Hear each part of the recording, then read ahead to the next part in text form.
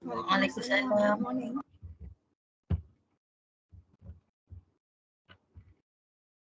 Okay, inshallah we will start our training for today, workshop today, around 5 a.m. Okay, so now we just allow your friend to enter this room for a while, and then we will start soon, inshallah. It's around 5 a.m. Okay, please be ready. Okay, for today, workshop is related to the correlation and regression analysis using SPSS or IBM SPSS. So hope that everyone already have some information or knowledge how to use the SPSS or IBM SPSS. In the same time, maybe you can try to follow the step by step regarding to our topic today, which is related to the correlation and regression analysis. So maybe in the same time, once our invited speaker start the training, so everyone should be focused and ready. Okay, so we just wait another 2 minutes before we start.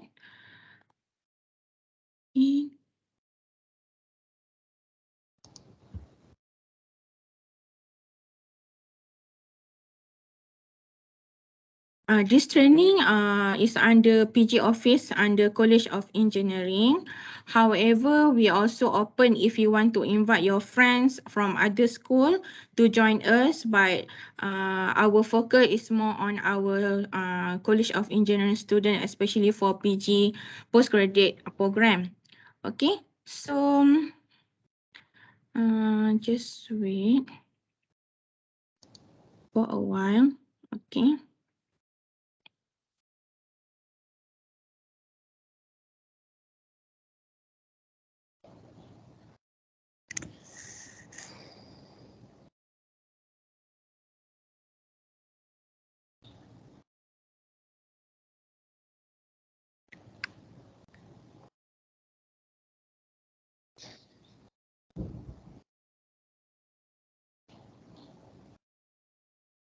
Okay, so far currently I try to accept the request to attend this workshop.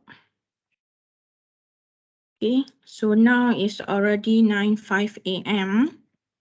So far the current attendees is around 19 students. Okay, okay, I will start. Okay, Assalamualaikum and good morning again to everyone.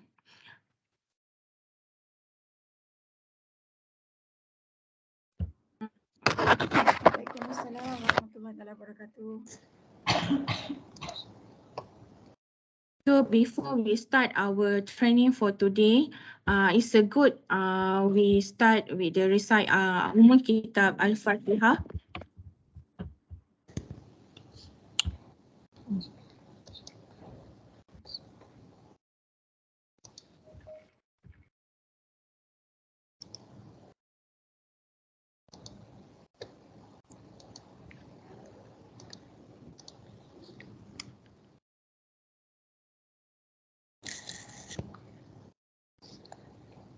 Okay, welcome to all students and also maybe some of our participant is our staff and also other students from other school. If they are join us, I'm welcoming everyone to College of Engineering PG Webinar Series 2 related to correlation and regression analysis using SPSS. Okay, so just want to introduce you our speaker for today, Madam Noor Fazlina Zainal Abidin from Faculty of Business and Management, UiTM Campus Seremban. Okay, she will deliver the training on the title just I state just now lah, related to correlation and regression analysis using SPSS. So Madam Fatina, is it okay? I just pass this session to you. Yeah, sure. Thank you, Dr. Okay. Farida. Okay. Without further ado, I pass this session to our invited speaker, Madam Fadlina, to deliver this session. Okay, thank you. Okay, Assalamualaikum warahmatullahi taala wabarakatuh. First of all, thank you so much to Dr. Siti Hamidah Abdul Rahman for inviting me to conduct this session today webinar. So I have listed a few topics, okay, to recommend a few topics, okay, to her, and then we finally decided to conduct a webinar about the correlation and regression analysis. Okay, so correlation regression analysis. Okay, I'm sure some of you already do some analysis, okay, for your study, master or PhD, or maybe some of you not really familiar what is correlation, what is regression. So for today's webinar, I assume everyone has zero knowledge, okay, to be fair to the new learners here. All right, even though you already have knowledge about it. Okay, however, if my explanation is not very clear, or maybe I missed some point, some important point, you can just voice up, okay, we can share with other participants, because sometimes maybe I'm not remember to highlight certain topics. All right. Okay. Uh, Actually, I'm not very familiar with Microsoft Teams because usually I'm using Google Meet. Okay, just Google Meet. Okay, but last night I already tried this Microsoft Teams with my friend as a presenter. Normally, I just join as a listener. All right, so we have 24, including me, of course, 24 participants. Okay, if you look at the chat, okay, I shared with you a link, okay, to the materials, okay, the PDF for the slide, and also the data file and some journals that using correlation and regression. And if you're not installing the SPSS yet, okay, don't worry. Okay, for this morning, okay, for the first 1 hour, maybe I'm not using SPSS yet, so you still have time to install the SPSS. Okay, so here is the link. However, this is the not the original one. If you can afford to buy an original SPSS, I encourage you to use the SPSS original version. Okay, or maybe you can install the original but free version for student. Okay, however, there's some limitation if you use that one.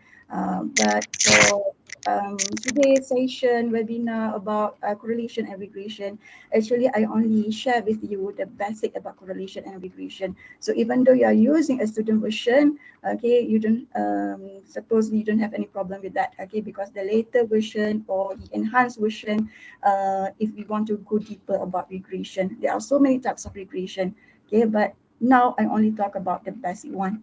Okay. Mm, okay, for the SPSS link, Google Drive, okay, this one that the link that I shared with my students, okay, last 2 semester when I teach statistical method, okay, there are a few versions there, SPSS. So you can try and error which version suit with you, or which one you can install that one, okay, because this is the correct version. Maybe some version you're not success to install that one, you can try another version. All right.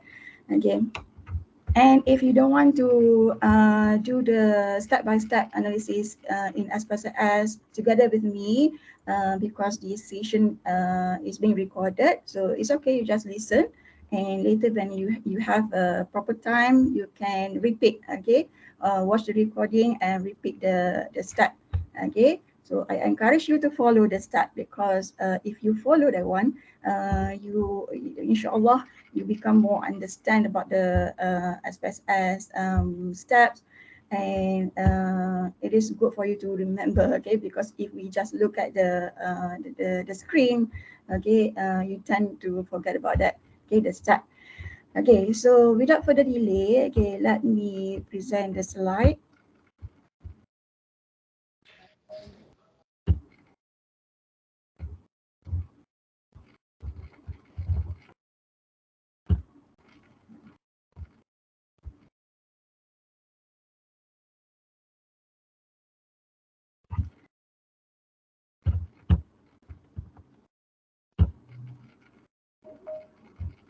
Okay, I forgot to introduce myself. I'm Nurfadina Zanabidin from the ITM Negeri Sembilan, Seremban campus.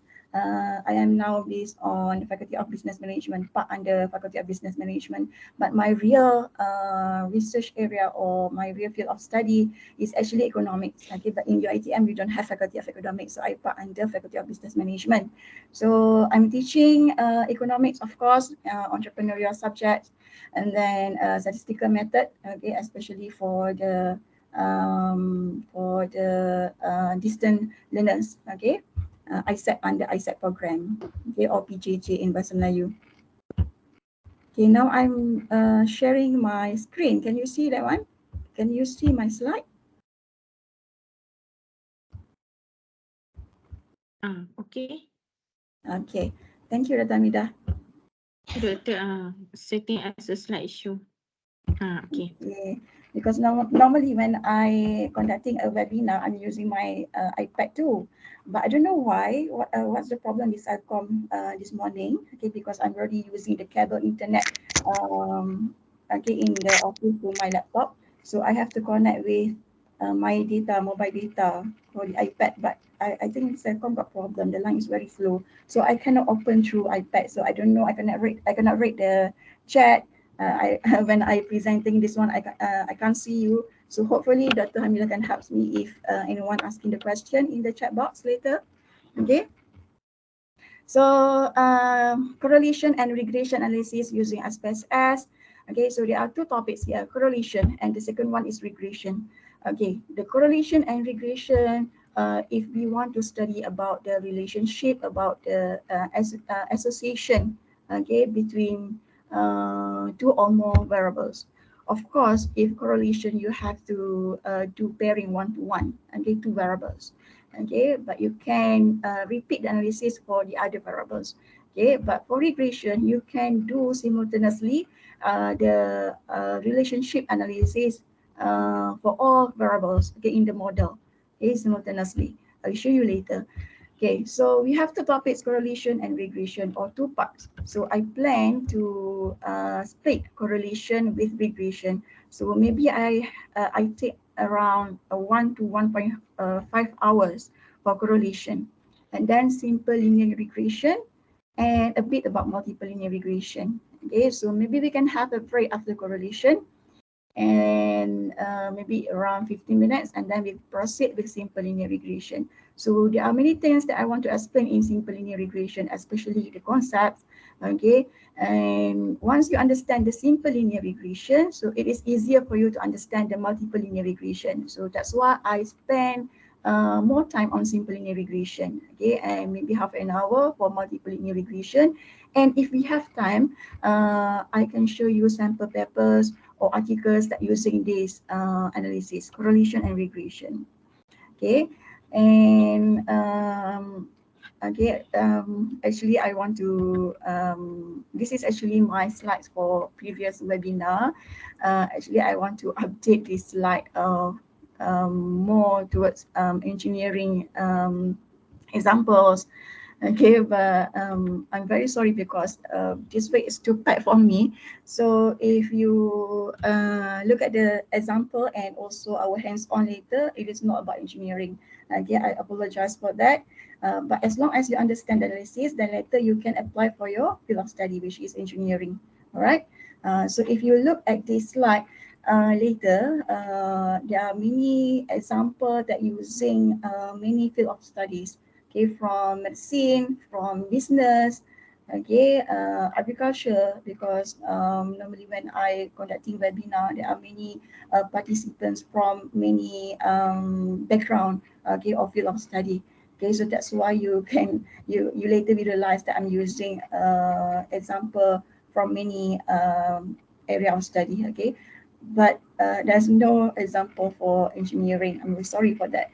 Okay, but maybe after a break, 15 minutes, I try to find a journal that using regression or correlation in engineering field. Inshallah, if I have time for that during the break later, right? Okay, so first we look at the correlation. Okay, the correlation. Okay, so that's what I mentioned just now, the correlation and regression, if we want to study about the association and also relationship. Okay, what if you want to study about the difference? Okay, is there any difference between the solid brick and not solid brick? Okay, I'm not really familiar with engineering. Okay, that's my random example. Okay, is there any difference for this brick and another brick, or this building with another building? Okay, if you want to study about the difference, about the what else? Difference, the impact, the effect, okay, of using certain materials. Okay, um, you can use the parametric and non-parametric tests, which are ANOVA, t-test, okay, Mann-Whitney, Fisher test, and any other test. Okay, that one for to find the difference or the impact or the effect, okay, of certain things or certain variables. Okay, but here for today's webinar, it is about association and relationship. So maybe later, if we have opportunity to have another webinar, I can show you about the parametric and non-parametric to find the effect and other um, other tests, okay, under parametric and non-parametric. So what is parametric? What is non-parametric? Parametric, if your data normally distributed, you can use parametric. If your data not normally distributed, okay, you can use non-parametric. So it's just a group of tests, parametric and non-parametric. So there are many tests that lies for under each group. Okay, so there are many tests. Okay, so the parametric and non-parametric, just it is just a group of tests. Okay, so that's the difference. For correlation and regression, we also have the parametric and non-parametric version. Okay, if your data is normally distributed, okay, you can use um, Pearson correlation if your data normally distributed. If your data not normally distributed, you can use Spearman or Kendall-Taubes. And actually, we have so many types of correlation. Okay, but I believe most of you are familiar with Pearson. Okay, you've been heard about Pearson, Spearman. Okay, but maybe not really familiar with B serial, point B serial, rank B serial. Okay, so later we explain a bit, okay, what are the differences between each test in correlation, but not going to depth out or too much. Okay, because last time I have 2 hours 2 hours webinar, okay, talk about correlation, so I can touch many types of correlation, okay, in depth for each type of correlation here. But for today's we combine with regression, I only show you example or hands-on for Pearson and Spearman. Okay, but the Kendall-Taubes also famous. Okay, Spearman and Kendall-Taubes. Some journals they use 2 or 3 types of correlation. For example, in a table, let's say this is a table, the output table, let's say, and this is variable 1, variable 2. Okay, so this is the correlation for Spearman, and this is the correlation for Pearson. Okay, and this is Kendall-Taubes. Okay, so they present all the correlation using different tests. Okay, for um, robustness. Okay, especially if your data not normally distributed, so you use payment, or you also can use Kendall-Taubes. So you present both correlation tests. Okay, if your result consistent. Okay, please be careful. If your result consistent, then you can display, okay, in your paper, in your publication, the alternative test. Okay, as long as you fulfill the assumption, okay, while using that test.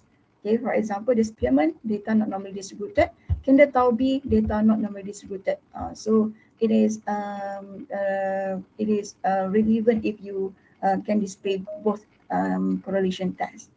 Okay, but don't do the parametric and non-parametric. Okay, you have to determine whether your data normal or not. So if your data not normal, just present Spearman results and Kendall-Taubes results. Don't put Pearson. Okay, uh, so what I mean is actually you can present many tests, okay, for correlation, for consistency, for robustness, to show that or to justify that your results are consistent, okay, or you can rely on it. Okay, if the result is not consistent, drop one test. Okay, jangan cari pasal kan. Okay, so don't kill yourself. Okay, why this is significant, this is not significant, so you just killing yourself. You display both results. Okay, however it is contradict, so don't display all the tests there. Okay, stick to one test only. Okay, unless it is consistent. All right. Okay, so what is correlation? The correlation is a measure of the strengthness of the linear association between two scale variables. Okay, so this is actually for Pearson correlation. This is the meaning for Pearson correlation. Why I'm saying this is for Pearson? Because for Pearson, the assumptions, okay, or the requirement before you can run for Pearson, you must meet first the linearity. So let's say you have two variable X and variable Y. Okay, so the relationship or the association when you draw a scatter plot. Okay, the scatter plot is the two axis plot, okay, X and Y variable, and there are many dots there. You can see the shape of the dot exhibit a linear pattern. Okay, so your data or the correlation between these two variables is linear. So you meet the assumption of Pearson. You can use Pearson. And these two variables are scale variable. Okay, so what is the scale variable? The scale variable is the variable in numbering, especially. Okay, for example, the age of the student or the age, the weight of the brick. Okay, gram, kg. So that is the scale variable. Okay, or in ratio. Okay, it is not on ordinal. Ordinal, for example, the Likert scale. Okay, agree from 1 to 5. That one is ordinal. The nominal is categorical. Okay, the gender, okay, female, male, or the type of timber or wood. Okay, so that one is a category. So if you have a linear association or relationship between two scale variables, so that one is a Pearson correlation. How?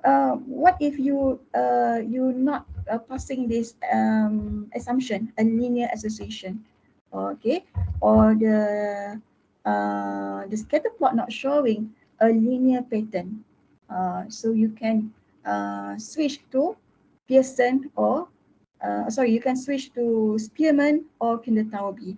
Okay, so you cannot run for Pearson because you're not meeting one of the assumption for Pearson. Okay, so the relationship must be in a linear shape. And what if you don't have the scale variable? We are using now ordinal variable. Okay, so you cannot run for Pearson's too. You have to switch to Spearman. Okay, and it is very important to fulfill or meet all the assumptions. Why? Okay, because if you violate the assumption, um, you violate the assumption, you will get the result, you interpret the result which is false, and you recommend the policy which is wrong too. Okay, so it is we can say that your result or your study is not valid. Okay, not reliable and not valid. Okay, the reliability and the validity. So the reliability is when you have the results and the result are consistent. Okay, so that the result or your paper is reliable, your study is reliable.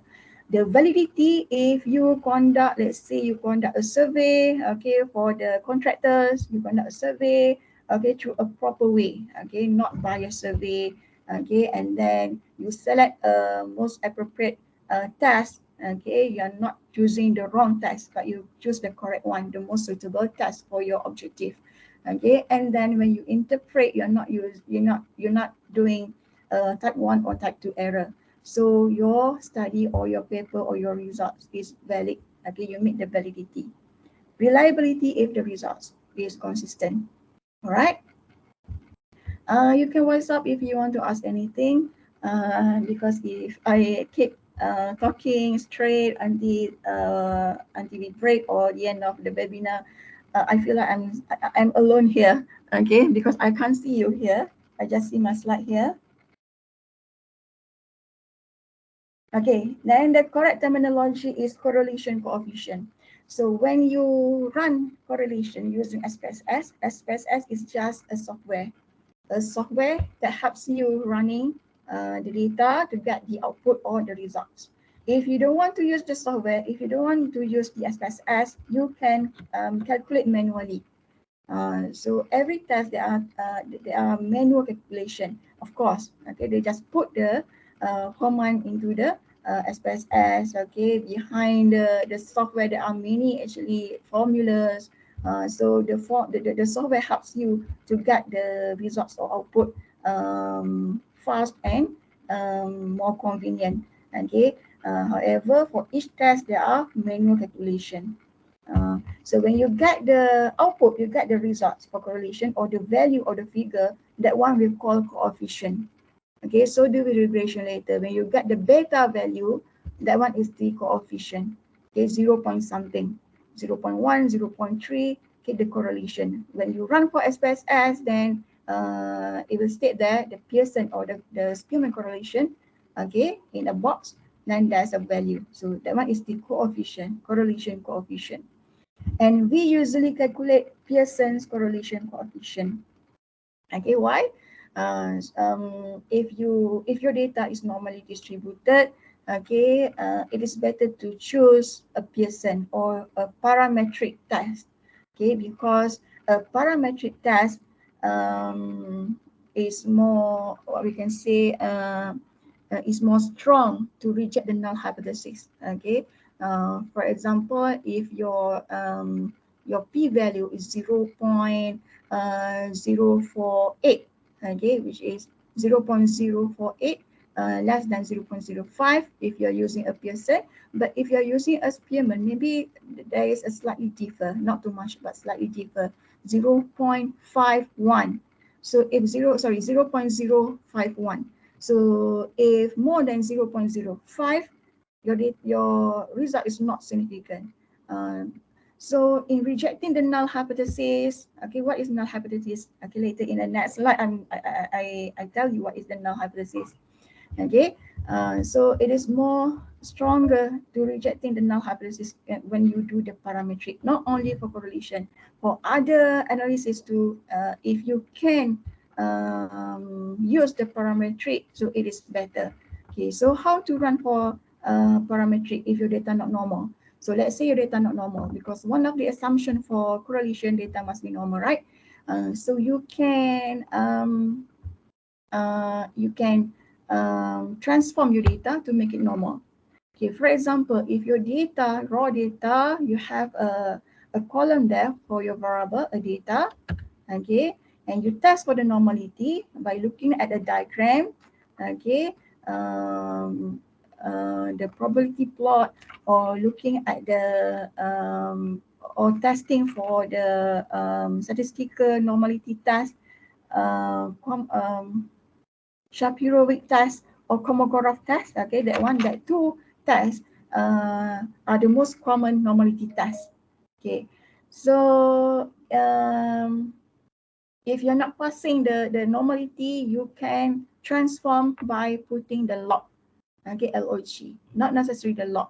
Okay, you can square root, okay, and any other transformation. And then after you transform your data, run for normality test again. Okay, so maybe your data become normal now. Okay, if it is still not normal, you can increase your sample size. You can increase your n, the sample size, because when the n increase, the degree of freedom will increase, approaching the normality. So if you can increase your sample size, so it is good, very good. Okay, why? Because when we do study, we actually take a sample only, right? So this sample will predict or explain about the population. You generalize the sample to represent the population. So which one is better? If you take 100 out of 1,000 with 500 sample to represent 1,000, of course, the n larger is better to represent the population. It is more accurate to represent the population, right? So if you can increase the sample size or the n, so the one is better, okay? And it will also exhibit more towards normality, okay, because the n will change the or influence the degree of freedom. Degree of freedom is n minus 1, okay. Maybe in regression I talk a bit about the degree of freedom, okay. Any questions so far? Am I too fast?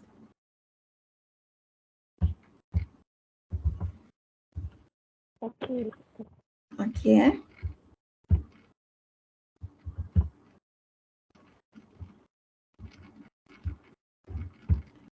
All right.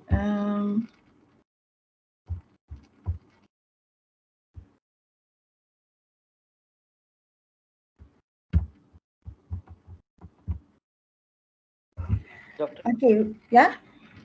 I have a question. Can I come in now? Just a quick question. Hey, you can ask question. I'm increasing the volume. I can't. It's not very clear, but you can try. Uh, What is it? Hear me now? Yeah. Yeah, Doctor, just now, as you mentioned, if the data are not normally distributed, there is a way to run the test again, and we can transform into normality by putting a lock or maybe square rooting it. Yeah. So, my question is that uh, for the normality, we might check in a scatter plot or maybe in the histogram, the probability function.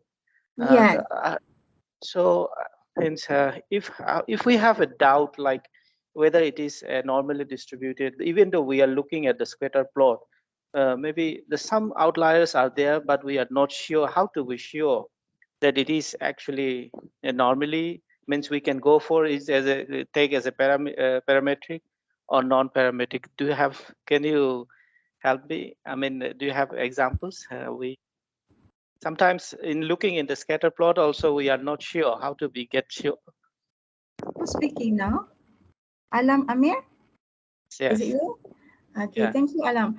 Okay, so you can test your normality by looking at the diagram. Okay, by using a histogram. So whether your histogram is a bit bell shape, where the right and left is symmetry. Okay, if asymmetry, it is skewed, okay, to the right or to the left, okay, the peak. So it is not normal. Okay. If your histogram is balanced, okay, right and left symmetry, so we can say that the data are normal. For the scatter plot, if you have the scatter plot between you create a scatter plot for two variables and there are many dots there, and suddenly there are one or two dots which are far from another dots, another observations. So that one is your outlier. So if you can remove your outlier, then I encourage you to do that. Remove your outlier because the outlier will influence your results. Okay, remove it. Okay.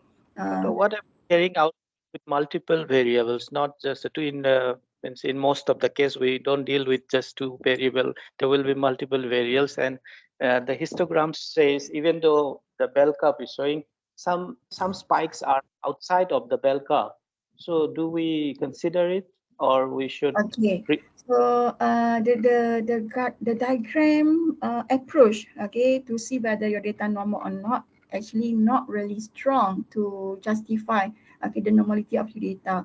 Okay, so that's why we go to we go to the proper statistical method, okay, which are Kolmogorov and Shapiro-Wilk test. Okay, these two are the tests, the statistical or the inferential normality statistical test.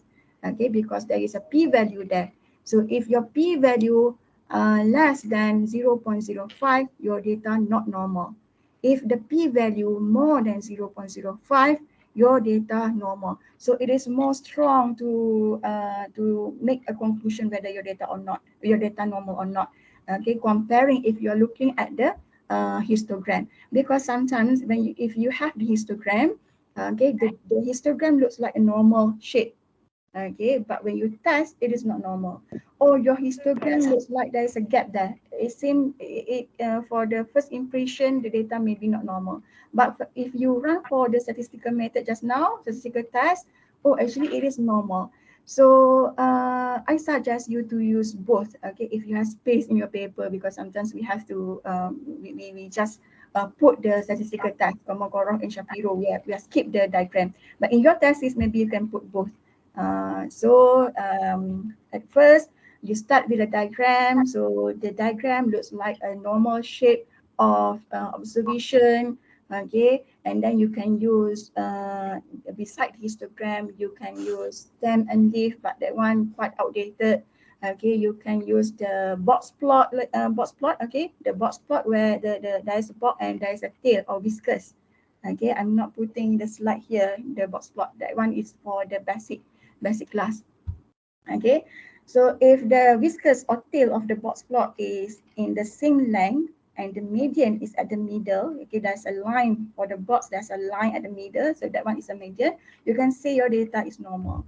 However, again, these are the diagram way to show the normality.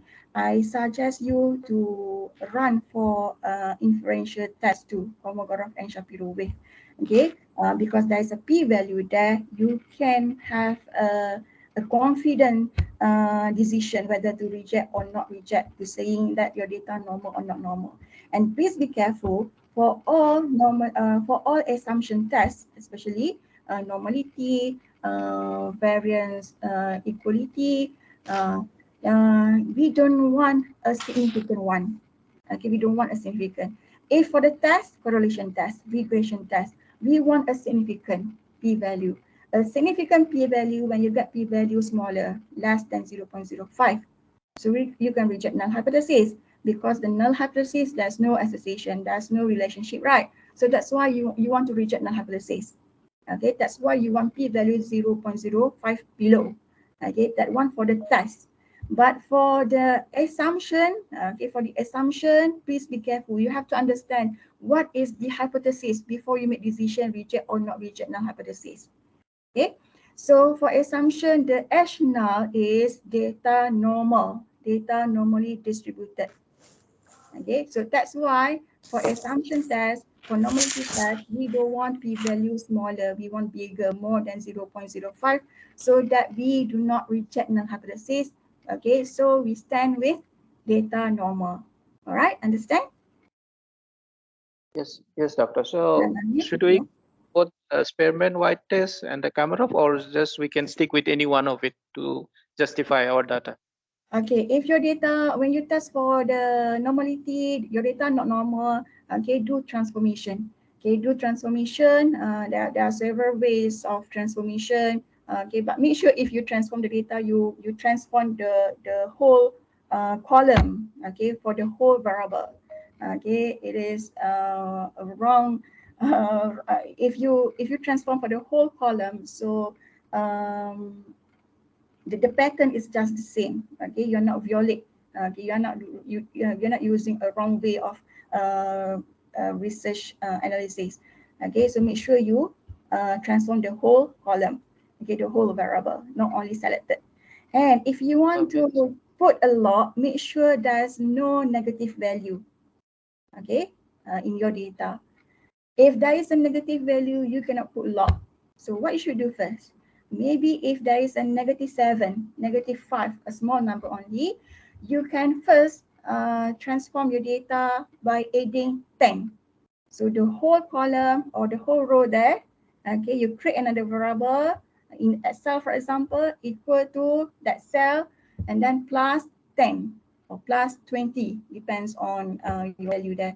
Okay, so the reason is to make all the figures there positive. Okay, you want to eliminate the negative value, then you can transform. Okay, sorry. After, yeah.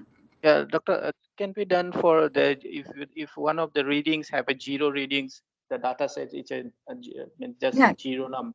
Yeah, 0 you can do that, but you cannot put log on negative value. So that's why I suggest you to add 10 or 20, and then after all the values become positive, you can do the log, natural log. Okay. So both And then all over through we have transform into logs means for the dependent, independent variables, everything? Okay, actually in statistic, even statistician, there are several school or belief. Okay, some statisticians say you can only have normality on your dependent variable only. You don't, if you have 10 variables, what if 5 variable normal, another 5 variable not normal? Let's say you run for regression, okay, simultaneously all variables, right? So should I run for linear? Because linear regression, it is compulsory to have a normal data. So what should I do if I have 10? Okay, so you can run normality on dependent variable only, dependent variable, not for all variables. Um, the So most important thing is you justify. If in the thesis, because you explain in brief, you justify following the method or following from Smith 2020. Make sure the acknowledge or the famous author, okay, statistician, suggests that even though most of the variables not normal, okay, however the dependent variable normal, so we conclude that our data normal, so we can proceed with simple linear or multiple linear regression. Okay, to be safe, you cite it in your thesis, so that you don't have any issue later during your presentation. Yeah. yeah, doctor, can you share the author name, please? The author's name, actually I don't That, have that one, that but if I wrote a paper, what I do, we have to justify a certain sentence, right? So what I do actually, I just Google it. I just Google it and I compare, and then if that one suit with my paper, then I just cite his or her name. But if you want to cite, your priority is the newest one, okay, the newest publication by that author, and the established author, the established author. But if for the textbook, sometimes there's no current version for that textbook. So it is still, I think, acceptable if you have older version, okay, especially about the theory, right? 1975 about the theory. But if you can get a newest one, you get the newest one to justify. Okay. All right, Alam Amir. okay. You're doing PhD, right? Thank you very much. Yeah, you're doing master or No, PhD now? I'm doing masters. I'm doing actually the panel data regressions. I have quite variables. Oh, panel data analysis. You're using Stata? I'm in the SPSS now. Oh, SPSS. Okay. So panel data analysis, it is quite famous if you use the Stata, okay, Stata. But there's a command you have to understand before you go for Stata. Okay. All right. We continue with the slide. Okay. When you regress using SPSS or any other software, the software is just a vehicle to bring the results. You can use the Minitab, MATLAB, you can use eView, Stata, you can use SPSS. Okay, so there are many softwares, Gretel, okay, and many more. Okay, so when you run the analysis, okay, get the value for correlation, let's say you get 0.2. So 0.2 is considered a weak association, a weak relationship. Okay, and if you get the value plus minus 0.2 to 0.5, it is a moderate. You can say that the association between variable x and variable y moderate, between the bricks and the steel, okay, is moderate. Okay, and then if you get the value or the coefficient correlation 0.5 to 0.9, okay, within this range, it is strong. And if approaching 1, it is very strong. So the value of correlation must lie between 0 to 1. Okay, 0 to 1. Doesn't matter the signage positive or negative. The signage only explain to you about the direction of the association or relationship. If you get negative 0.3, so the relationship is negative, okay, between the heat, HEAT, the heat with the brakes, okay. So is it negative or positive? Okay, if positive, more heat, then more solid or whatever the brake is. So it is a positive relationship. One increase, the other one increase.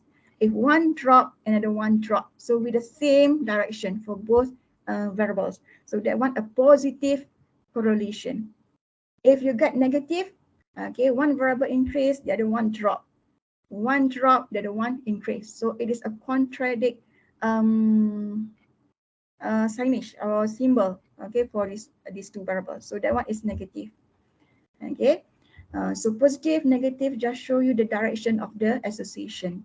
The value, okay, the coefficient value 0 to 1, approaching 1, it is strong correlation.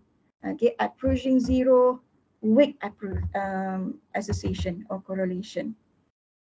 Okay, why value must be 0 to 1? If you get value 0, it means that there's no relationship, there's no association at all.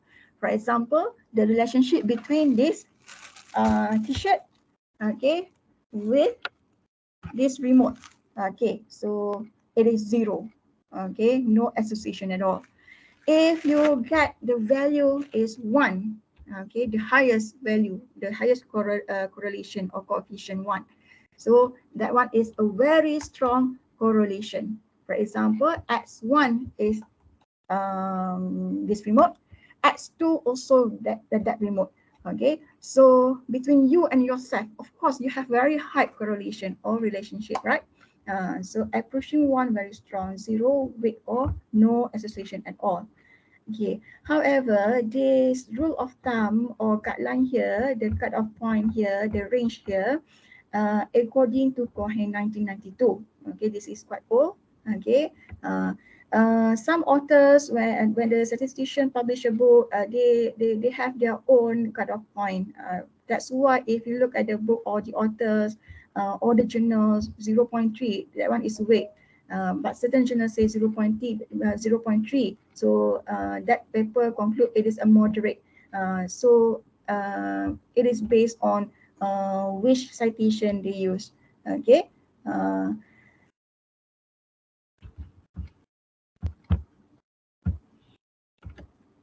Okay, the types of correlation. Normally, we only hear about the Pearson, Spearman, but actually there are many types of correlation. Okay, we have Pearson, we have B-serial, Spearman-Rowe, tetrachoric, okay, pi, lambda, okay, and then lain-lain lah, many more. Okay, so what determine which type of test we should use? It depends on our type of data and normality of the data. Okay, if normal, you can choose Pearson. If not normal, you can choose Spearman. Okay, to see which one, you look at the assumption for each one, for each test. So every test, there is an assumption. For point-based area, look at the assumptions. So before you use this test, okay, you must fulfill several things there. So that are the assumption. So do with Pearson. So one of the assumption in Pearson data must be normal, linear, scale. Okay, Spearman, ordinal data you can use, not necessarily normal. Normal you can use, not normal you can use Spearman. Both normality you can use. Okay, but if your data normal, I suggest you to use Pearson, not using Spearman, because this is more it is more stronger. There's a term, I forgot the term. Okay, there's more advantage in Pearson actually. Okay, so that's why if you can transform your data, make it normal, use normal data. Okay, if not, you can change to Spearman. Okay, so this one, beside the normality, okay, to determine which test you should use in correlation study, look at your data type. Okay, is your data in quantitative? If quantitative, for example, the weight just now, the weight of the brick, so that one quantitative. Okay, the age of the respondents, quantitative. The length, so any numbering, that one is quantitative. So variable X and Y. Why only two variables? Because association, we only study the relationship or association between two variables only. X and Y, Y and X, pairing variable. If you have variable W, then you have to test W with X, W with Y separately. Okay, you can run many correlation analysis, okay, for pairing, many pairing. Okay, 10 pairing. If you have more than 10 variables, so many, but you have to run again and again. Okay. If your data quantitative, you can use the Pearson. If your variable one quantitative, one ordinal, variable Y is quantitative, variable X ordinal. So which suitable correlation test? Okay, it is B serial. What is ordinal? Ordinal is the ranking. For example, the Likert scale. Okay, your satisfaction from 1 to 5. So that is a ranking ordinal, or any categorical which is ranking, you can put a rank, so that one become ordinal, so you can use B serial. If you have quantitative data, quantitative variable, and the other variable is nominal.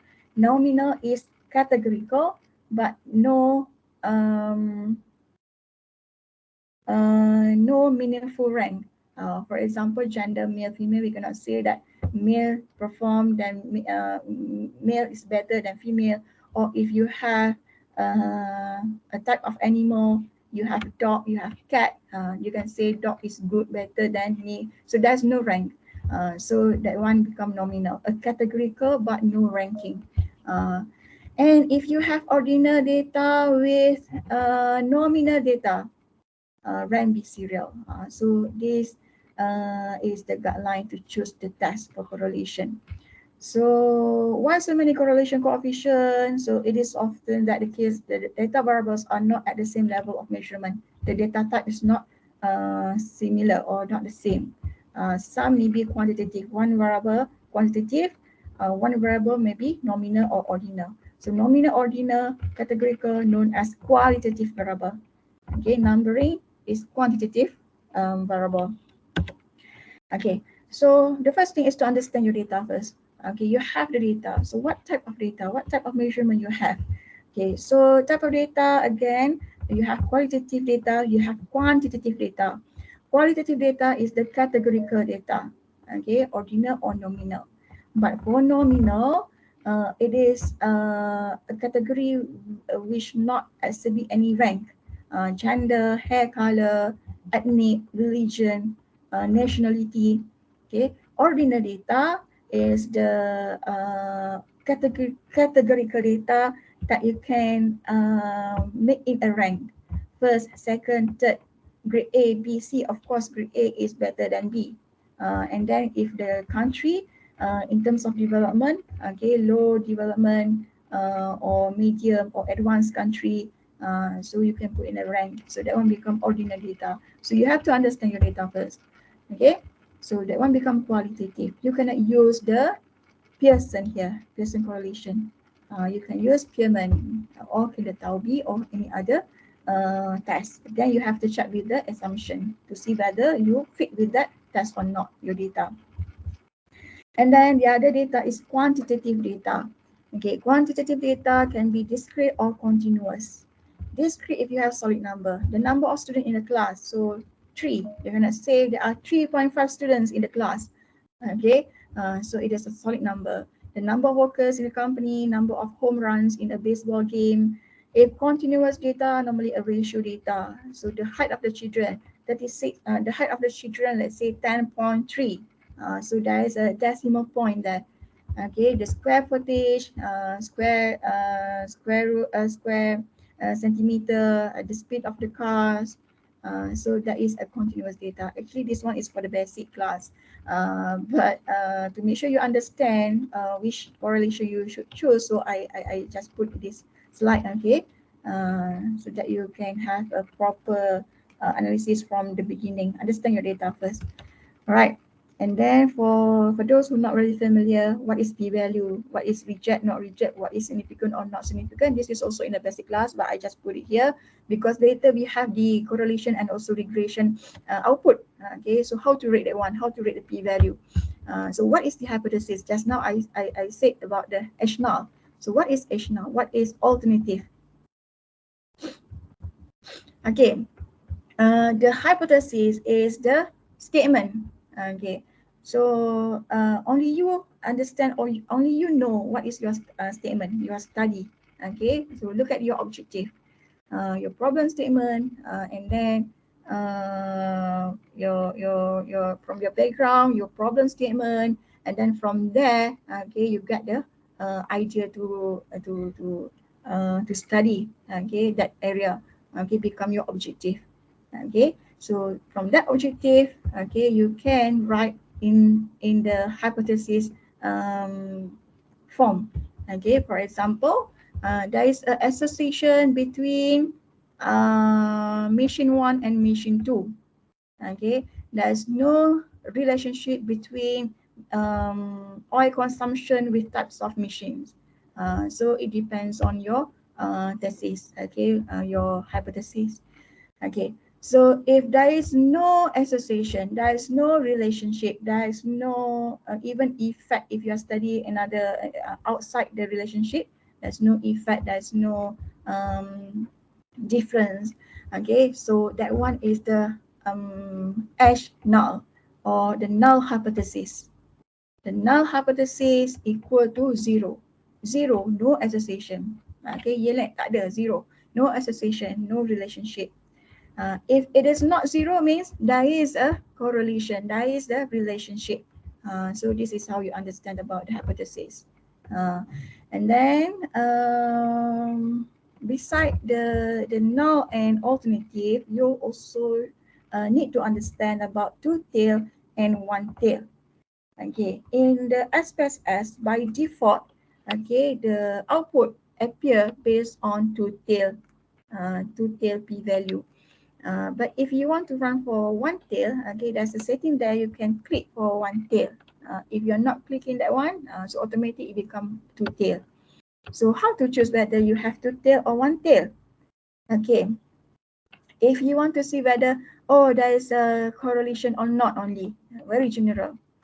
So you can have two tail. You're not considering negative or positive. So it is general to see whether there is a relationship or not. So that one is two tail. Okay, but if you have specific, for example, after you hitting that brick or that steel, after you hit that one, okay, the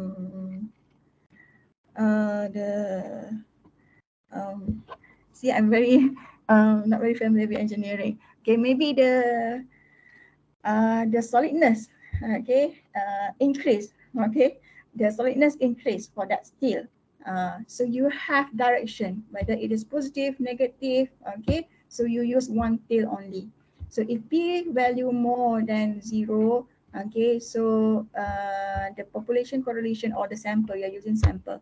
Okay, normally the textbook they're using population, okay, but in journals or in your thesis you use the sample. Correlation coefficient is greater than zero, positive correlation coexists. If negative, less than zero, negative. So you have a specific statement. So you use one tail. Right? So two tail and one tail.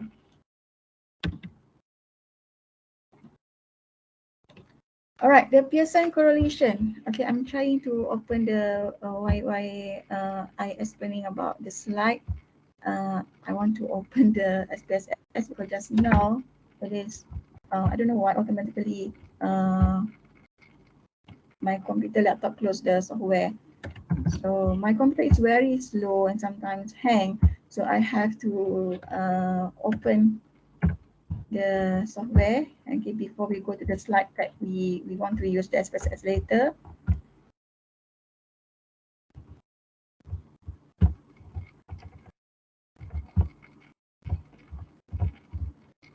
Okay, do you clear about the correlation so far? Okay, if you do, please type yes here in the chat.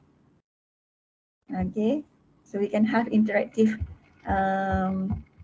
session here. If not, I'm not really sure whether you understand or not. Thank you, Siti Fairuz, Shahmi. How many do you have now?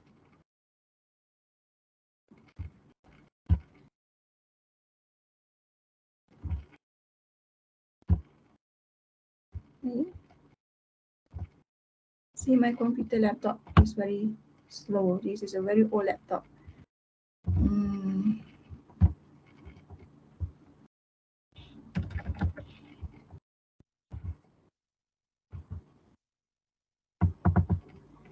47, so increasing. So welcome to this webinar. Okay, perhaps you can, for the latecomer, perhaps you later, after you get the recording, you can do revision for the earlier part, for the introduction part of the correlation. And then the second part later, I will explain about the regression. Okay, so why, actually Dr. Hamidah suggests for regression, regression. Then I told Dr. Hamidah we maybe can start with correlation, then regression. Is that correct, Siti Hamidah? Dr. Siti Hamidah? I also forgot. Because normally when you explain the regression results, you start with correlation first. So if you look at the journals, okay, yeah, Dr. Hamidah, at first we want to only do webinar about the regression, right? When you look at the journal, normally before they present the results of the regression, they display the correlation first. So the correlation we can say it is like a preliminary results or analysis before you go for regression, right? Okay. Check. Where's the chat again? Thank you so much. So we have few response here. I can open the SPSS. SPSS.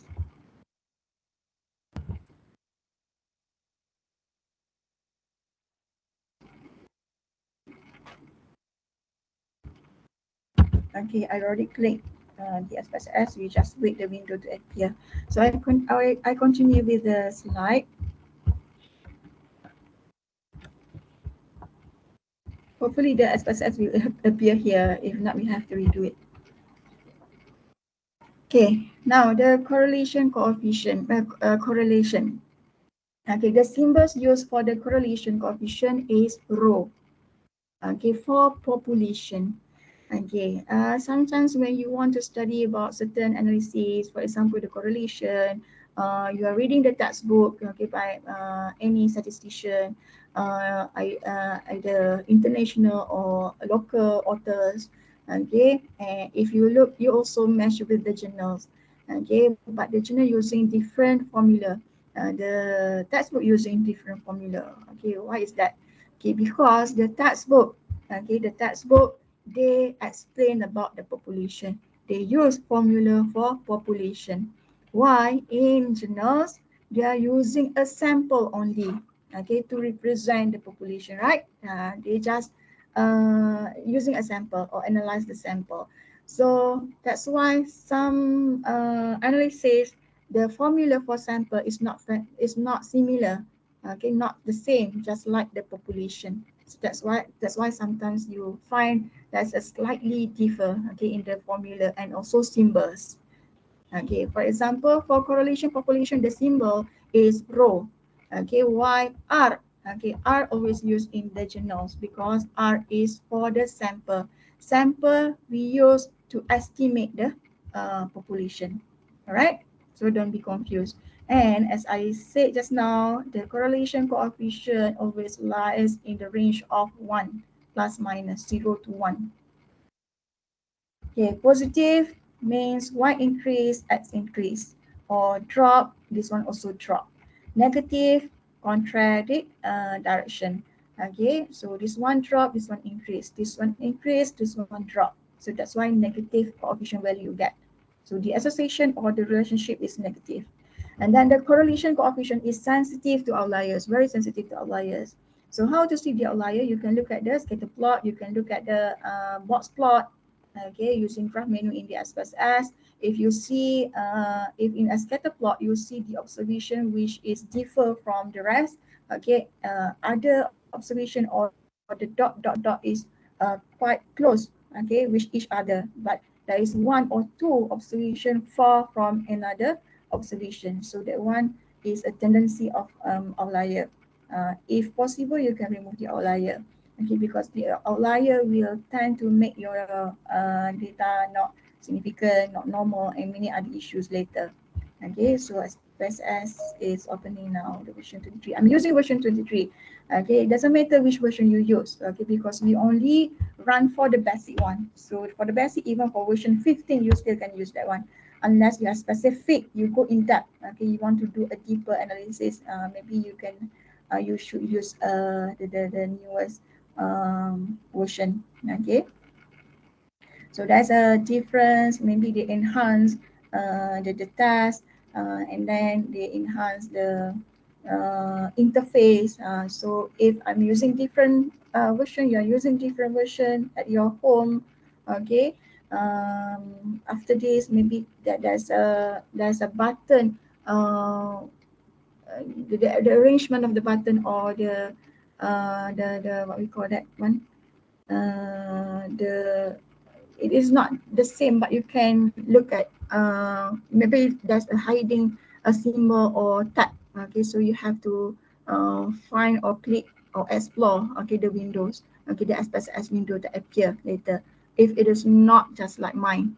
Okay, version 25 or 23 later, just now. Okay, moving to the next slide. Okay, I already clicked the slide. Okay, while waiting for the slide to appear, any questions so far?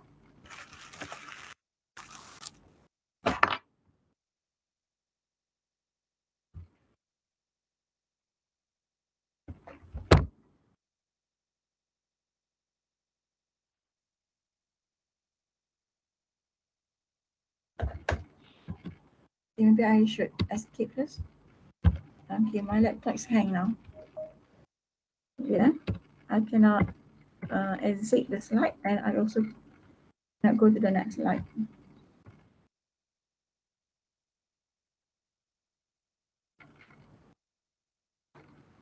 Okay, for the newcomer, you can look at the chat message. Okay, there's a link for my materials and also the link for the SPSS graduation. What should I do? The computer is hanging now. Yeah. Okay.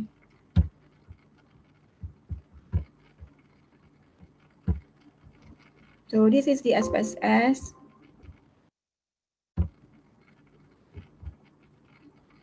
Okay, we put aside for a while. Later we will use SPSS.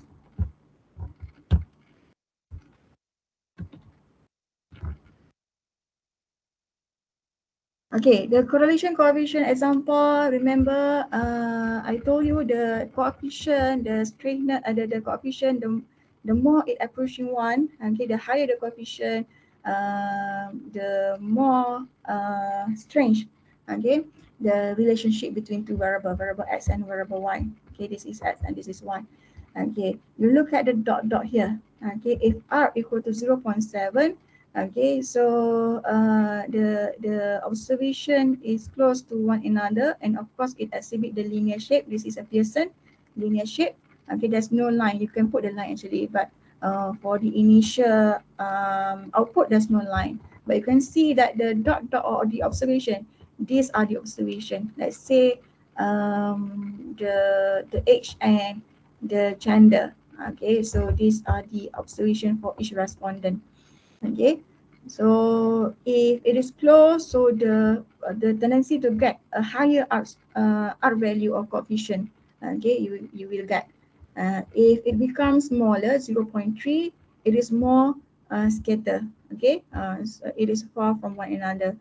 Okay, but still positively, you can say it is positive. So that's why the sign here is 0.3 positively, 0.7 positively. Okay, this is more closely because higher approaching 1. If you get 1 here, okay, the observation become like this one. Okay, 1 positively, negative 1. But this is a very rare case. Okay, and if negative, it is downward. And if there's no shape, it is not exhibit a linear pattern, not increasing or decreasing upward or downward. There's no shape. So the R is equal to 0. There's no association. There's no correlation between variable X and variable Y. So the sign of correlation depends on the direction of the fitted line. So this is the fitted line, okay, but it is not a slope. And then the magnitude of correlation depends on how closely the data points are aligned. Okay, here how closely it is. If it is closer for one another, it become higher correlation. Okay. This is another example. All right. And this is the same slide. Okay, this is by Cohen just now to interpret your correlation. So if you get 0.3, what does it mean? If you get 0.9, what does it mean? So it is a very strong correlation between two variables. All right. And then this is the exercise. Interpret the correlation coefficient of weight of mother and weight of baby. So this is in the health and medicine. Okay, so let's say you have two variables. Okay, mother's pre-pregnancy weight and the birth weight. So the relationship or association between these two. Is there any correlation? Is there any relationship between these two? So when you run the Pearson correlation, if you um, um, if you get the scatter plot, okay, from the SPSS, then you look at the observation here. So the observation is close to one another, okay, quite close, and it is in a linear shape positively. Uh, so the R is 0.39, okay, 0.39 according to Cohen just now. Okay, here it is in this range, so it is a moderate correlation. So if it is more close to one another, so the R will become increased. Okay, and this is one study, a very interesting study. I always share with my participant or students for this about this journal. So this journal, you can look at the, if you click here, you can go to the full paper, okay, of this output.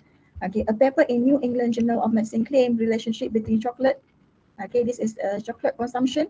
Okay, variable X and variable Y is a Nobel Prize winner, the number of Nobel Prize winner. So interesting.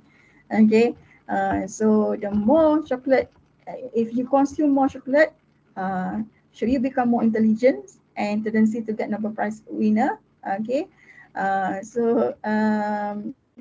this study, even though it looks like it is not a serious study, but it is interesting to know. So there are many countries here. These are the observation, okay, represented by the flag of the countries. Okay, so you look at the pattern here. Okay, the observation showing quite a linear shape and upward trend, right? So we can expect a positive correlation value. And this one is quite closer, so maybe a high correlation too. So if you look, you run for the analysis, you get the correlation value 0.791. So 0.791, it is moderate to high correlation based on Cohen just now. But you not necessarily use Cohen. Cohen is 1992, so maybe there's another guideline or rule of thumb by another authors or statistician. Okay, you can use that one.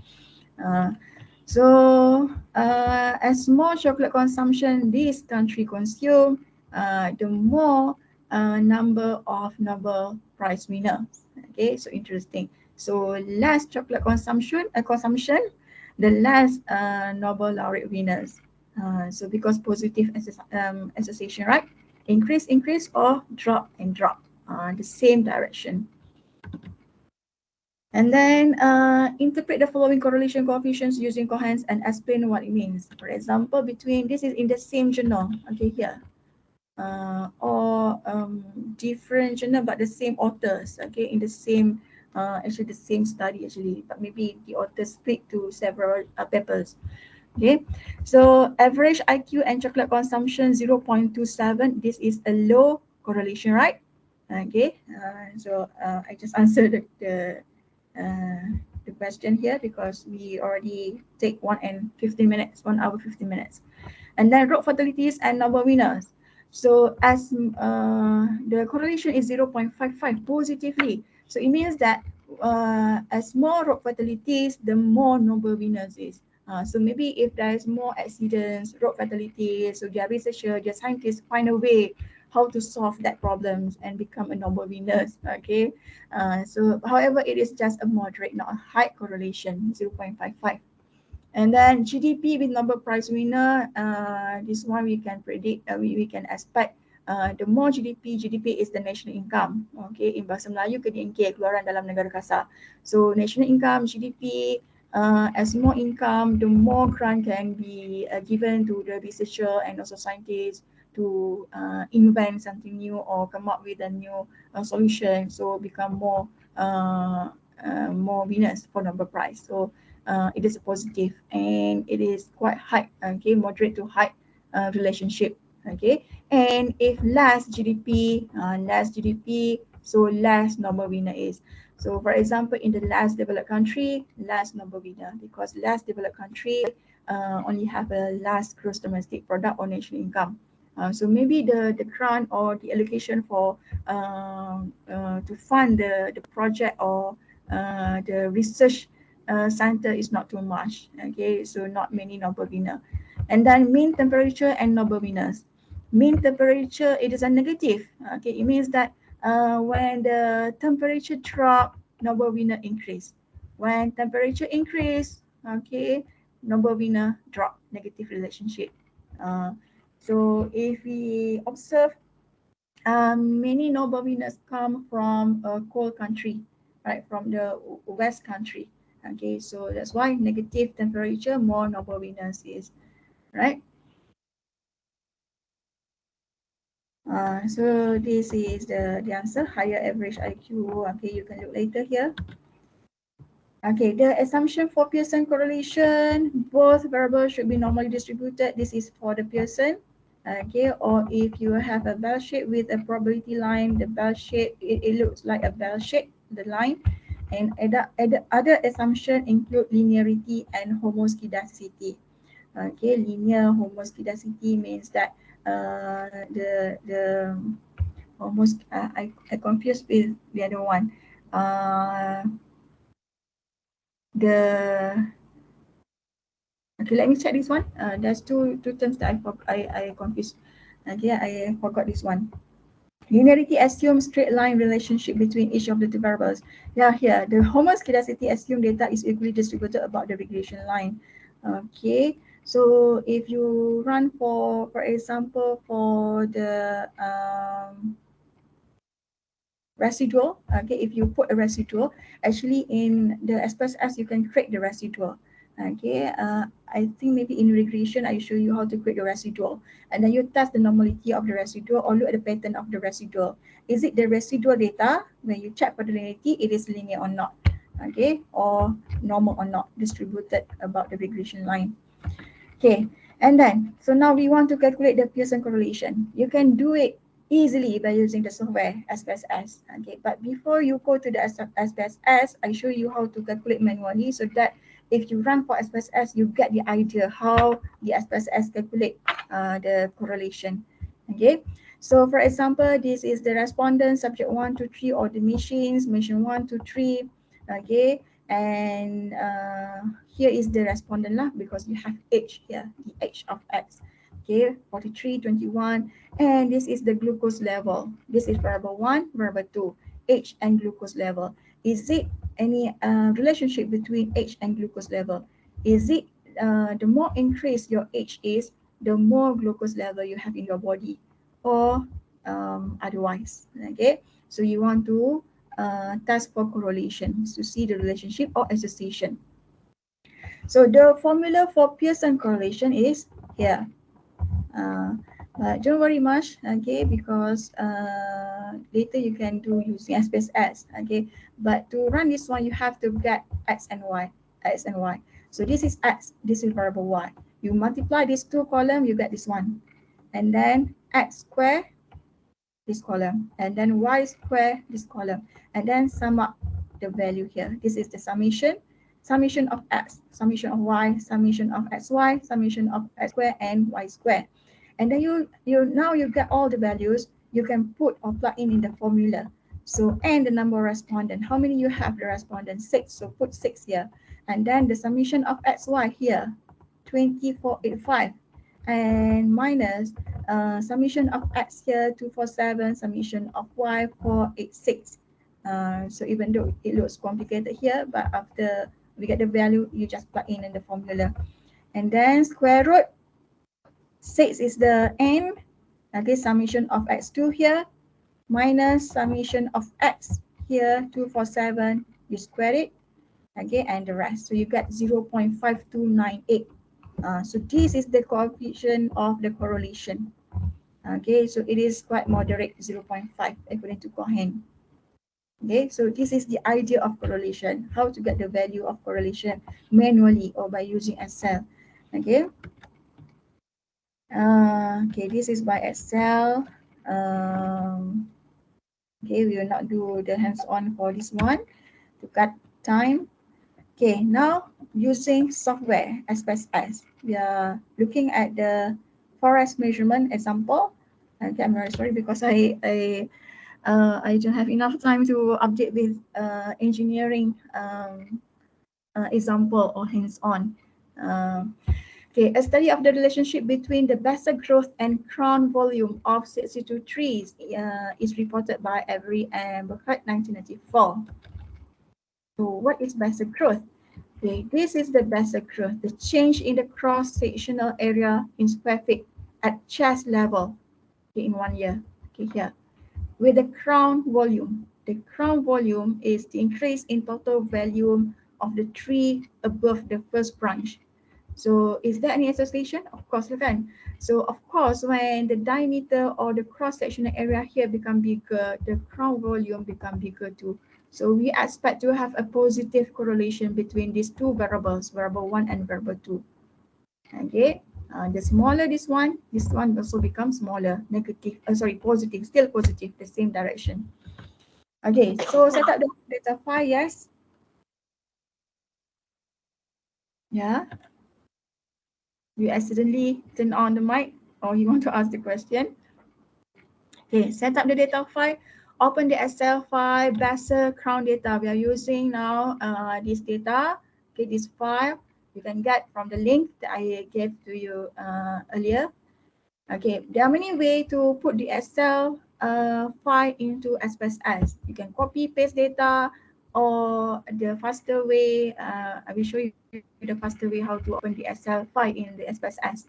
Okay, if you copy paste, you have to set up for everything. Set up the variable name, set up the ordinal scale, and the rest. Save. So first we should have our statement to understand what is the study all about.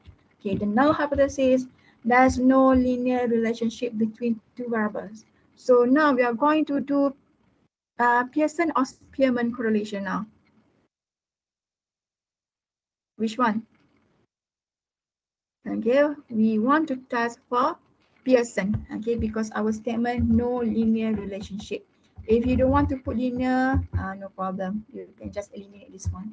There's no relationship, there's no correlation between two variables, or you want to put specific between basal growth and crown volume. So this is null hypothesis. So that's why you want to reject null hypothesis. You want to accept alternative. Okay, you want to say that there is a relationship, there is an association between these two variables.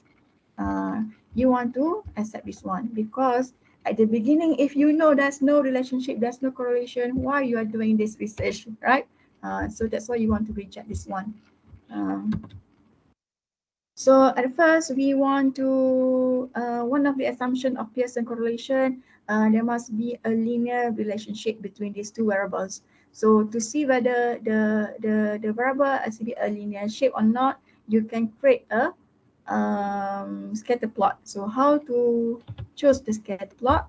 There are a few ways. Okay, I show later in SPSS. Okay, then this is the scatter plot between basal growth and crown volume. So it is quite high or moderate to high positive correlation. So it is a positive. Okay, if negative, the shape become this one downward. This is upward. Okay, so as more basal growth, the more crown volume. The less crown volume, the less basal growth. So positive relationship. Okay. Click the shame, assumption, correlation analysis, carry out the correlation, go to analyze, correlate, bivariate. Select these two variables, basic growth and crown volume into the variables. And there are many correlation tests here. Okay, but by default, by SPSS, take Pearson. But if your data not normal, you can choose Kendall Taubes or Spearman. If your data normal and linear shape, you can leave to the default setting. Okay, and by default it is a two tail. But if you want to choose it to one tail, because you want to see that as more better growth, the more crown volume you have specific. So you can choose one tail, not two tail. Two tail only you want to see whether there is correlation or regression only. There's no specific direction. Okay, click OK, then the result or the output will appear here.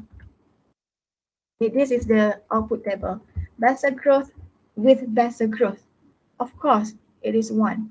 Okay, the same variable. So it is a perfect correlation. We are not interested on this.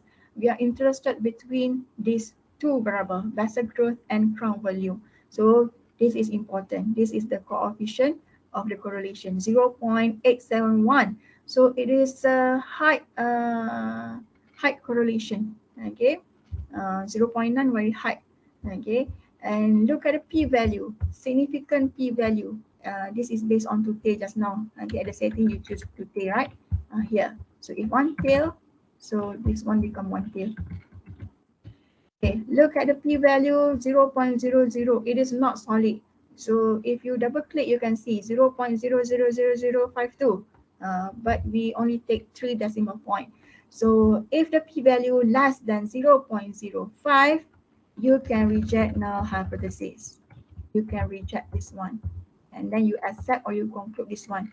There is a relationship, there is association between basic growth and crown volume. Okay, so that's how you read the table and make decision. If the p-value more than 0.05, you cannot reject null hypothesis. So you have to stick to this one. Oh, there's no relationship, there's no association between these two variables. All right.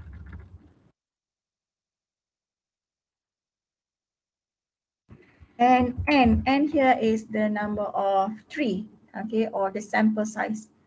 The sample size or the population size. This is the population, and capital letter is population and small letter sample size. But I think in SPSS they just put n and capital letter. Okay, this is a sample size. Okay, and the asterisk here represent the significant one. All right. In journals, if you look at the journal, sometimes they only put the value here. This one they put they just empty the cell here. Okay, you don't have to put, because this is a mirror, just redundant, the same results. Okay, basic growth with crown volume with basic growth, just the same correlation output results. Okay, so that's why if you have many variables, you can see they are only using the right side or the right left side, and the other side they put it blank. Okay, because it's just repetitive. Okay, before we end with the experiment, or we have many slides for correlation. This is the correlation caveats. Correlation does not imply causation. It only saying about the association and relationship, not causation. If causation, you can say X lead Y, Y lead X. But this is not a causation. This is only association or relationship. With large sample, even small correlation coefficient can be statistically significant. Think about what would be of practical importance. So if you can put or increase the number of observation or the number of sample, so your result become more significant. And beware of outlier, because the correlation sensitive to the outlier. So if you have outlier is the extreme number. Okay, let's say you have let's say the number of the weight of the machine. Okay, you have 1 kg, 3 kg, 2 kg, and then suddenly you have one machine that have 100 kg. So it is extreme weight. So that one is the outlier. So remove that one. Okay. But make sure you to justify why you remove that one in your thesis. Okay, and R equal to 0, no linear association. If in Pearson, so maybe if R equal to 0, there is association but not linear. Please be careful to interpret because you are using Pearson, so there's no linear association. But not linear, linear association may be exhibit. Okay, and then if the correlation value R here, if you square it, it is actually R square, the variability explained by the relationship between the two variables. Okay, R squared, I will explain further later in the regression analysis. Okay, so if R only, that is the correlation, you square the correlation, you get the R square. Okay, so for example, if R 0.7, you square, you get 0.49. It means that only 49% of the variability is explained by the relationship. Okay, in regression analysis, we will use this one many times, the R square. Okay, potential problems with Pearson correlation, it is not able to tell the difference between dependent variable and independent variable. So there's no problem of endogeneity, okay, which one endogenous, which one exogenous, which one IV, which one DV, okay, because it is impairing. You see the association or relationship between X and Y and X. Both can be dependent. So there's no issue which one dependent, which one independent, okay, because it is impairing, okay. However, please be careful when you interpret, okay, because let's say if you're trying to find the correlation between high calorie diet and diabetes, you might find high correlation of 0.8. Okay, this is between high calorie diet and diabetes. However, if you switch, okay, you could also get the same result, 0.8, okay, with the variable switch around. In other words, you could say diabetes caused a high calorie diet, okay, which is not make sense. So when you interpret certain variable, not really suitable to switch, okay, depends on the field of study and also the topic or the variables. Therefore, researcher, you have to be aware of the data you are plugging in.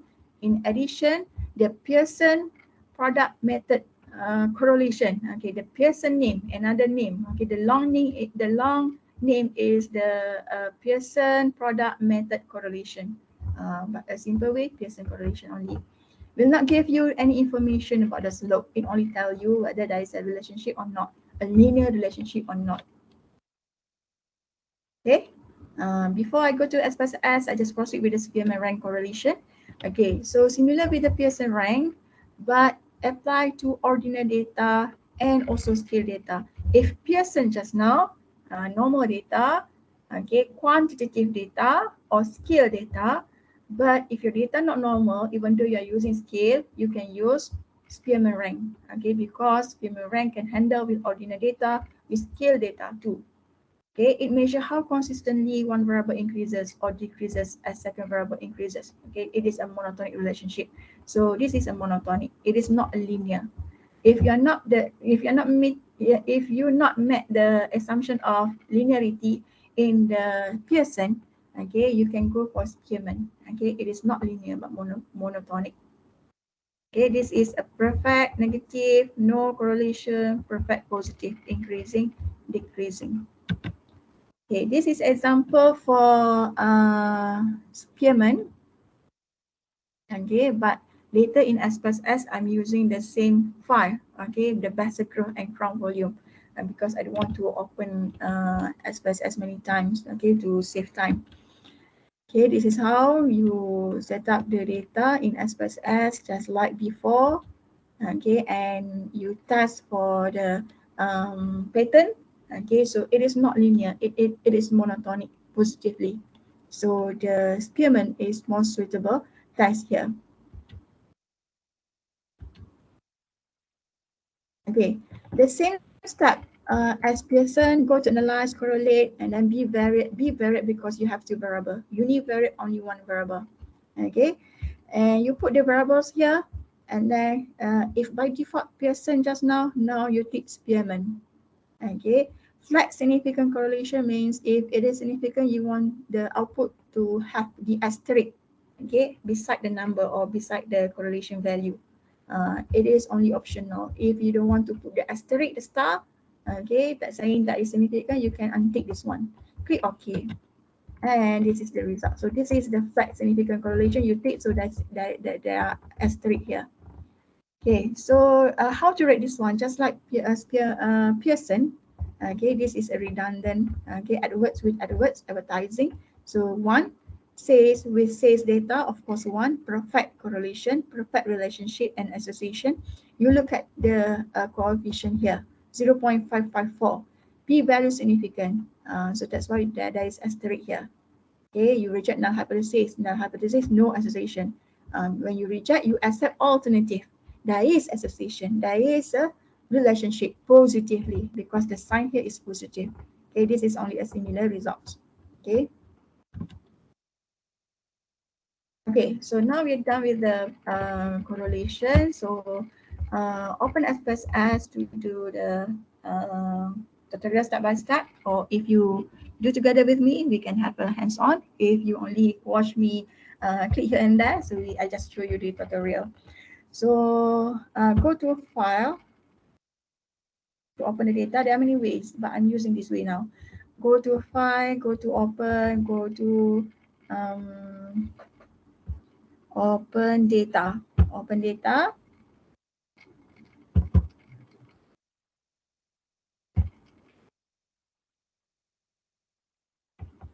Okay, and then locate or browse your data. Just now it is in the download.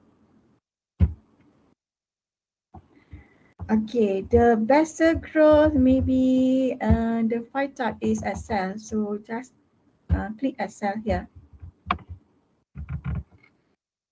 There are too many here. So I just click here. Better crown SAV. Oh, it is already in. With SAV, it means the data already in SPSS as SAV. So, so better growth. Okay. Opening ready-made SPSS file.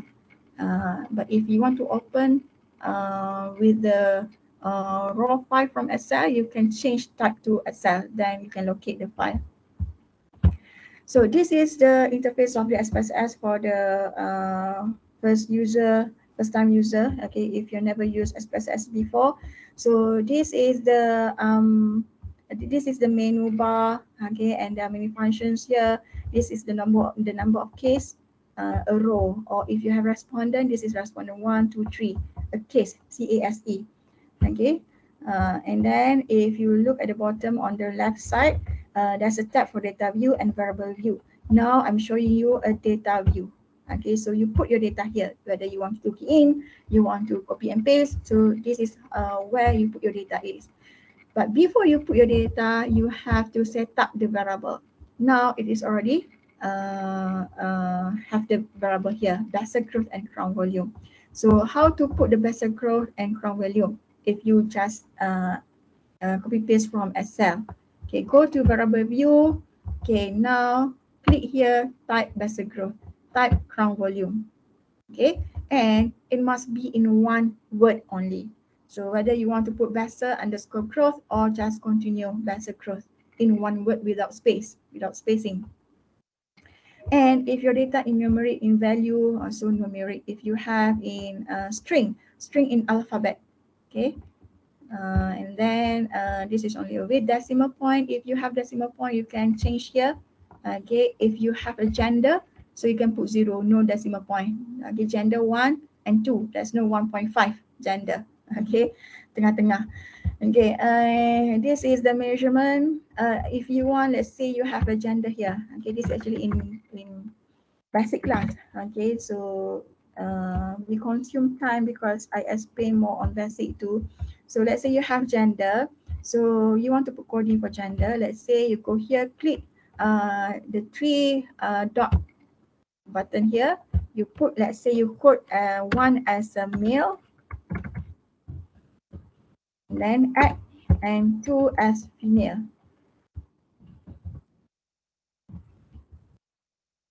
Only 2 category. Okay, another category is not recognized.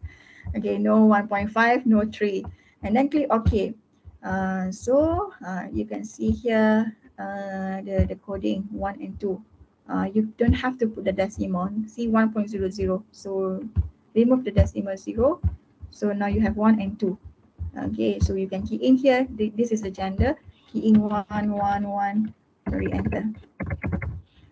Okay, 2, 2, 2, and so on. To remove this one, go to variable view, click here and just delete. Okay, so this is the basic about the SPSS. So now we want to draw a scatter plot. Go to graph. Okay, you can use the legacy dialog or you can use chart builder. So let's say I choose chart builder. Okay, we have two variables, basic growth and crown volume. And then go to line, no, we go to scatter plot. This is a simple scatter. Click here. If you're not confident, just bring your cursor here and there's a the group scatter. Okay, there's a name for each diagram here. So this is the simple scatter. So X and Y, even though any variable can be dependent variable, but normally if you knew already what's your dependent variable, you put dependent as Y. Normally Y is the dependent, but again this is a pairing and it is not strict which one dependent, which one independent. So based on our slide just now, we just follow the slide. The basic growth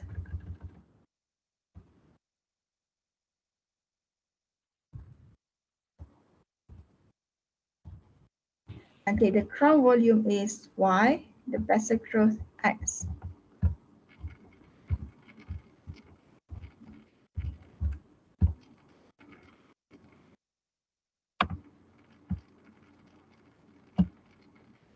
Oh, okay. This text appear because I didn't click the simple. You have to click this one, or you, if you cannot click, it depends on the version. You can drag it and drop here, drag and drop. So you can have y-axis and x-axis. Now you have it. So y-axis is the is it basic growth just now? Okay, and then crown volume. Okay, and then click OK. And another window appear. So just now you only have this window. You only have this window, okay, which is the data view, tab, and variable view in one window. This is known as data editor. And then when you run for SPSS, okay, there's a new window appear here. This is the output window. The output window. So the output window will state all the history what you done. Okay, open data, okay, and then drawing a graph here. So history and also all the output will be listed here. Okay, this is the diagram, basic growth and crown volume. So you can just click here, Ctrl+C copy and Ctrl+V in your paper or thesis. But normally, sometimes we don't want, if you write a journal, a paper, you don't want to the readers or the audience look or you don't want to what we can say, you don't want the diagram looks like SPSS. Okay, so you can actually modify this one. You cannot modify in the word. Okay, if you paste in the word, it becomes a picture, a diagram. So it is not editable. But if you want to edit, you can edit in the SPSS. So just double click here. Okay, so the chart editor appear here, the window. Okay, you can double click this one. Okay, the property. Okay, now if you click the background, you can change the color. You don't want the color, so you just /transparent, apply. So no color. Okay, and you also can edit. You can explore later lah. You can edit, you can change the color and so on. Let's say you're done with the diagram. Okay, so from gray background, you have transparent background. And then after you satisfied with the diagram, Ctrl+C and paste in your thesis. Okay, so if you look here, the data basic growth and crown volume, it is a positive linear shape. So you can pass few assumption in Pearson. How about the normality? How to run for normality? You can go to the graph, you can go to bar chart, okay, histogram, and box plot, okay, to see the normality. Okay, But now I just keep that one. I go to inferential statistic. I go to analyze, okay, normality test, go to descriptive statistic, and then go to explore. Okay, this one is not in the slide. Okay, I think I put it in the basic class. Okay, but not here. But you can jot down, okay, in your notes. Okay, analyze, descriptive statistic, explore, and then put the let's say the basal growth and crown volume. Or if you want to put the dependent list only, also you can do that. Okay, the dependent variable only, or both. Okay, depends. And then go to statistic. Okay, this is only if you want to if you get the normality output or results, you want to have a descriptive too. Okay, so you can adjust here. Okay, the most important thing is to click plots. And then you can see here, this is the normality plot with test. So the Kolmogorov-Shapiro with test lies here, normality plot with test. If you untick, there's no result. Okay. And here, if you want to have a diagram too, you want to double confirm with a diagram. Okay, besides the normality test or the histogram, you also can take this one. Let's say I take this one, click continue, and then click OK.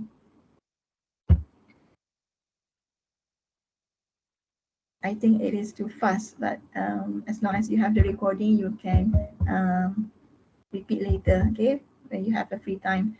Okay, this is the descriptive because just now you take the descriptive, so that's why this one appear. So this is the mean, okay, median variance, standard deviation. All the items here I explained in the basic class. I don't want to explain here because we only have 1.5 hour.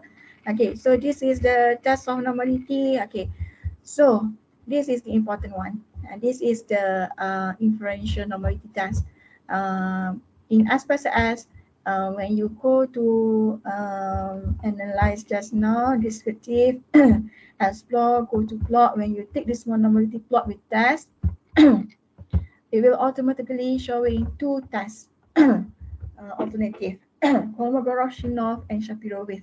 You can display these two tests in your paper or journal, in your thesis, if it showing consistent results, both significant, both not significant. But sometimes there's but only a small case. Kolmogorov and Shapiro show a contradict test.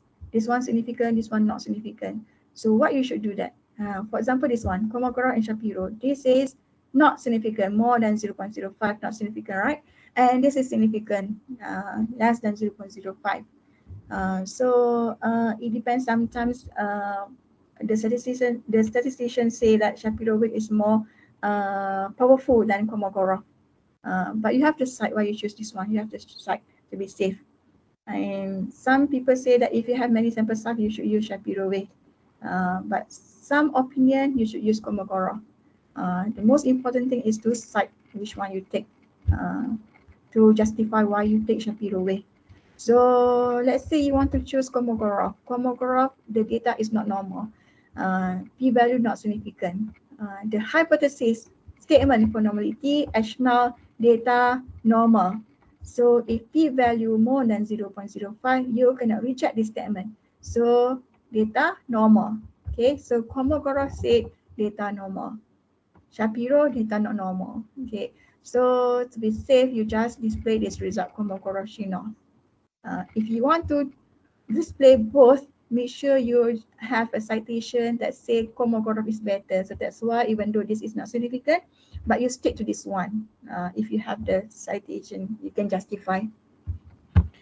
So you make the linearity just now using a scatter plot. Okay, the relationship between basal growth and crown volume is a linear shape and it is normal. So now you can run for Pearson. You make the assumption in the Pearson test.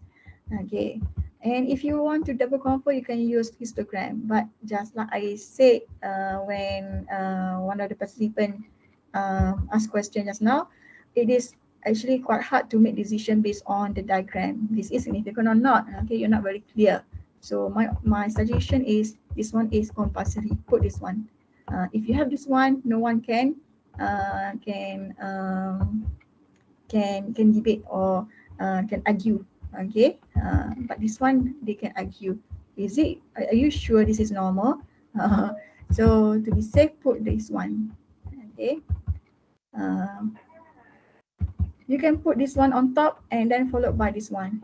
So you can say, oh, D histogram show um, look like a bell shape or symmetry bell shape histogram, and it is confirmed, and it shows that the data is normal, and it is confirmed by the result by Kolmogorov. Okay, where the statistic of Kolmogorov, you have to report this one, 0.101. There's an APA style how to report this one. You can Google this one. Okay, this is the number of degree of freedom. Okay, 62. Okay, n minus 1, and this is the p value. So you have to report all of this. Okay, in APA style. And this is stand and lift. Stand and lift actually is not very popular nowadays, so you can skip that one. And this is a QQ plot. If the observation here or the circle here not drift too away or too far from the line, you can consider your data normal. If it is too far, okay, drift, then it is not normal. Okay, and this is the box plot. If this is the box, okay, the line here is the median, and this is the tail, or known as whiskers. If the length of the whiskers is look like the same, so we can say the data normal. And if the median at the middle, the data normal. If the median here or here, the data skewed. All right, or here is shorter, this one is longer. So that's how you rate by looking at the diagram. Okay, but this one for me is important. Okay. And let's say we're done with the Pearson. Okay, now, okay, so we proceed with the Spearman. Like this. Are you asking a question? What's that?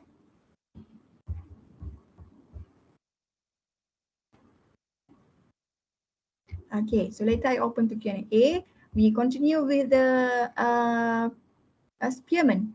Okay, let's say this data is not linear, not normal.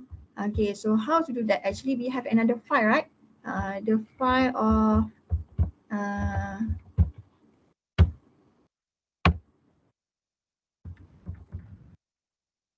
this file. Okay, later you can use this file. Advertising CDs. Okay, the variables are CD sales, the number of sales, and the other one is sales and the amount spent on advertising. So as more you put advertising, the more sales you are positively. The less advertising, the less sales. So this is a different data. However, I don't want to close and open many times to save time. So I just use this data. So we assume it is not a linear but monotonic, and we assume not normal. Okay, so go to analyze, go to correlate, and then go to bivariate. Oh, just now we are not doing the Pearson. Okay, this is how you do the Pearson. This is the Pearson. Okay, put the variable. Okay, click the arrow and then click OK. Then this is the Pearson correlation. Okay, let's say you want to do a Spearman. Okay, for the case of advertising just now, with the same step, correlate and then bivariate, and then tick to Spearman or Kindertau. Normally, if my data is not normal, I report both Spearman and Kindertau. Okay, click OK. Okay, so these are the results. Okay, Kindertau B, is it consistent? Positive. Spearman also positive, and it is moderate up to high, and so do with this one. So it is consistent. So if consistent, you can report both Kindertau B and Spearman row for robustness test. Okay. So that's the correlation. We're done with the correlation, and actually there are many tests and another test for correlation, but I just explain the common one. Okay, so before we have maybe 5 minutes break. Okay.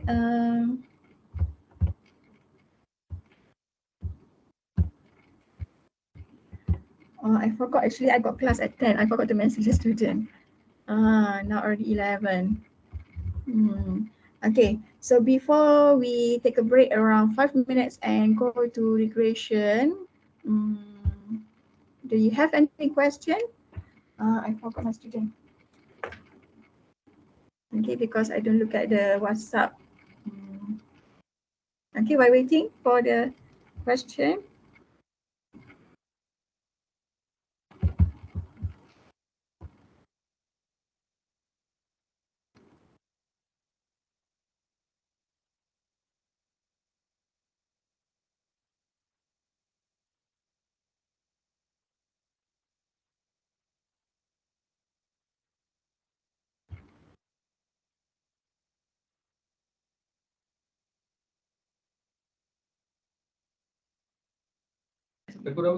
Any question? It's okay, madam. 5 minute breaks, huh? Okay, so no question? The question. Okay, so In the chat, nothing, maybe yeah? 3 minutes, 11. Okay. We just make it 11. Thank you, Dr. Hamida. Okay, thank you, madam. We will join around 11, huh? Thank you so much. Okay.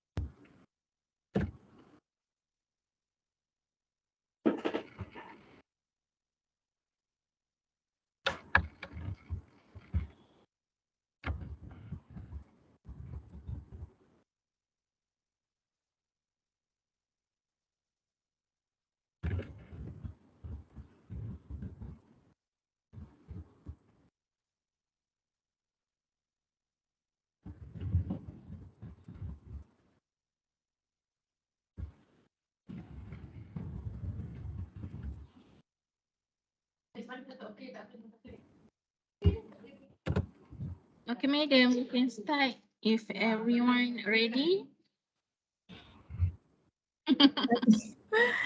Thank you, Dr. Setiamida. Okay. Okay, so we Ah, have approximately 1 hour. Last call for correlation if you're not really clear before we jump to regression.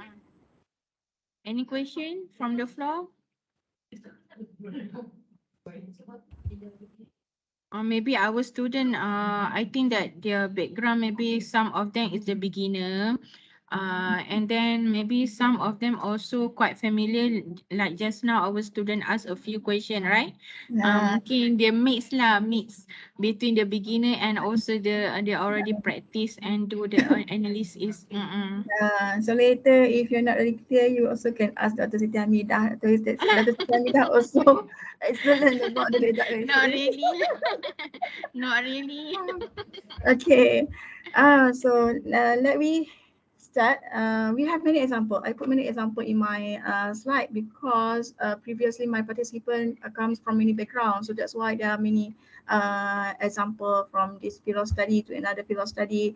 But for today's purpose webinar, only 1 hour left.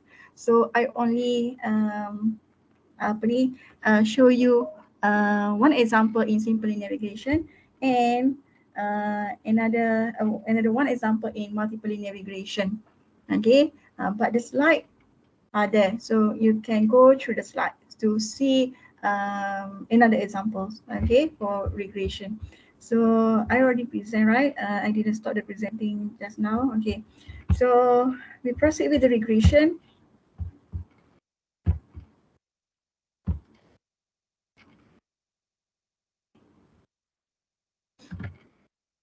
So regression. Okay, why now we are doing regression, not correlation? Correlation also we can test the relationship.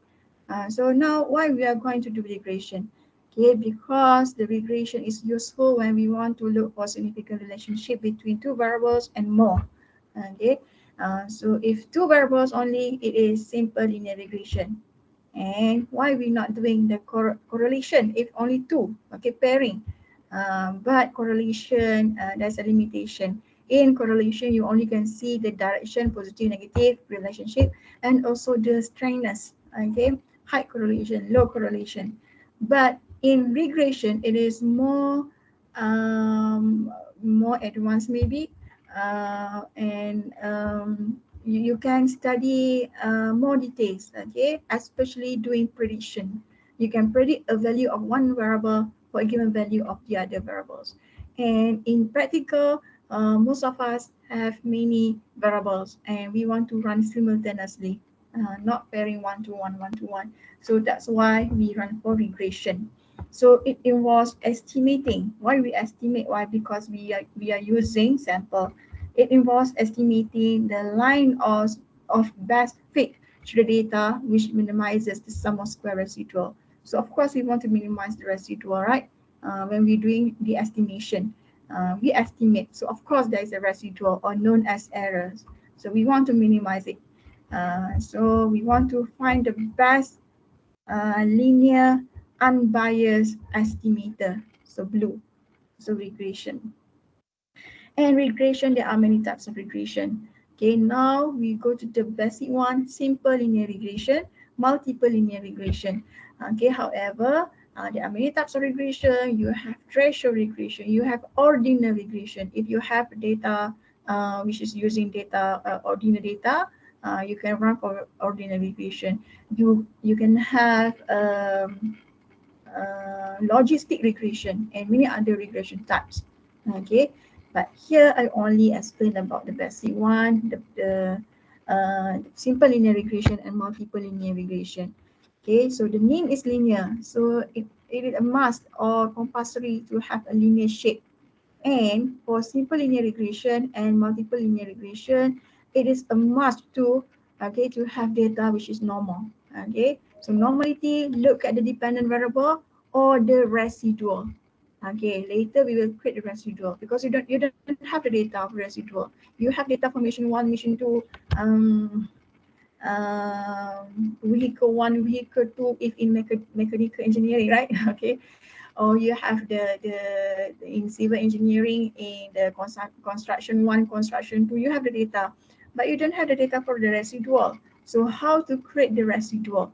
Okay, we can create it in the SPSS when we want to regress it. Okay, we want to regress, we can simultaneously create the residual too. Okay, so residual is the error, okay, or the difference between the predicted with the actual value. Okay, simple linear regression, the first one. Okay, so in simple linear regression, we want to look at simple linear relationship between two scale variables. Okay, because this is a parametric data must be normal, so normally a scale variable. Okay, in a model or in equation. Okay, so this is the model, a straight model or linear model. Okay, there's no quadratic or non-linear. This is a linear. So y equal to a plus b x. This is the basic model. So y is the dependent dv, and this is the intercept, and this is the second variable, independent variable, and this is the coefficient of regression for variable x, or also known as a slope. If in correlation coefficient is not a slope, but the beta coefficient here for this case can be a slope. Okay, for simple linear regression, which uses the independent variable x here to predict the dependent variable. So let's say here is the mark of the students, okay, the CGPA, the marks of the student, okay, and this is the factor that contribute to the marks. For example, the IQ level, or the time spent to study, or the quality of the lecturer. So this is the factor or the determinant of the marks of the student. So variable x or independent variable predict the outcome variable or the dependent variable here. If you have many factors, you can put plus plus plus until bn xn. Okay, how many you have? So it becomes multiple linear regression. Why simple linear? Simple because you only have two variables, one independent, one dependent. If you have three variable plus beta x2, okay, beta x3, okay, that one is multiple linear regression. Okay, so only two variable, one dependent and one independent, or one independent variable only. So it becomes simple linear regression. So what is residuals? Okay, talk about residual. Residuals are the differences between the observed and predicted weight. For example, this is in medicine, weight of the baby at birth and gestational age at birth weights. Okay, so the mother's gestational age at birth. Okay, how many weeks? Okay, during pregnancy, until 40 weeks, 42 weeks. Okay, so at 34, or let's say here at 38 weeks of pregnancy, so the weight of baby, if the mother deliver the baby at this week of pregnancy, so the weight of the baby is something here. Okay, so this is the actual. Sorry, the cursor missing. This is the actual weight. The line here is the predicted. We predict if the mother deliver this respondent or this mother when deliver the baby will have this weight, okay, at the line here. But the actual is here. So the difference between the observed and predicted, okay, this is the observed, okay, the actual, and what we predict is the residual. Okay, for example, at 42 weeks, we predict, okay, the weight of the baby here, but it seems that the mother delivered the baby a lighter weight than expected. Okay, for this case, we predict this one, this much, okay, the weight, and the mother delivered the baby the exact what we predict. Okay, the same as predicted, so there's no error here, or there's no residual. And this is the residual, baby heavier than predicted. Okay, so the difference between the observed ... with the predicted, the line here we predict is the residual. So the line here is the regression line. Okay, so regression, we want to make a prediction. Okay, predict. So that's the line. Best linear unbiased estimator. So as usual, normally a variable exists. Y is for dependent, okay, weight of the baby.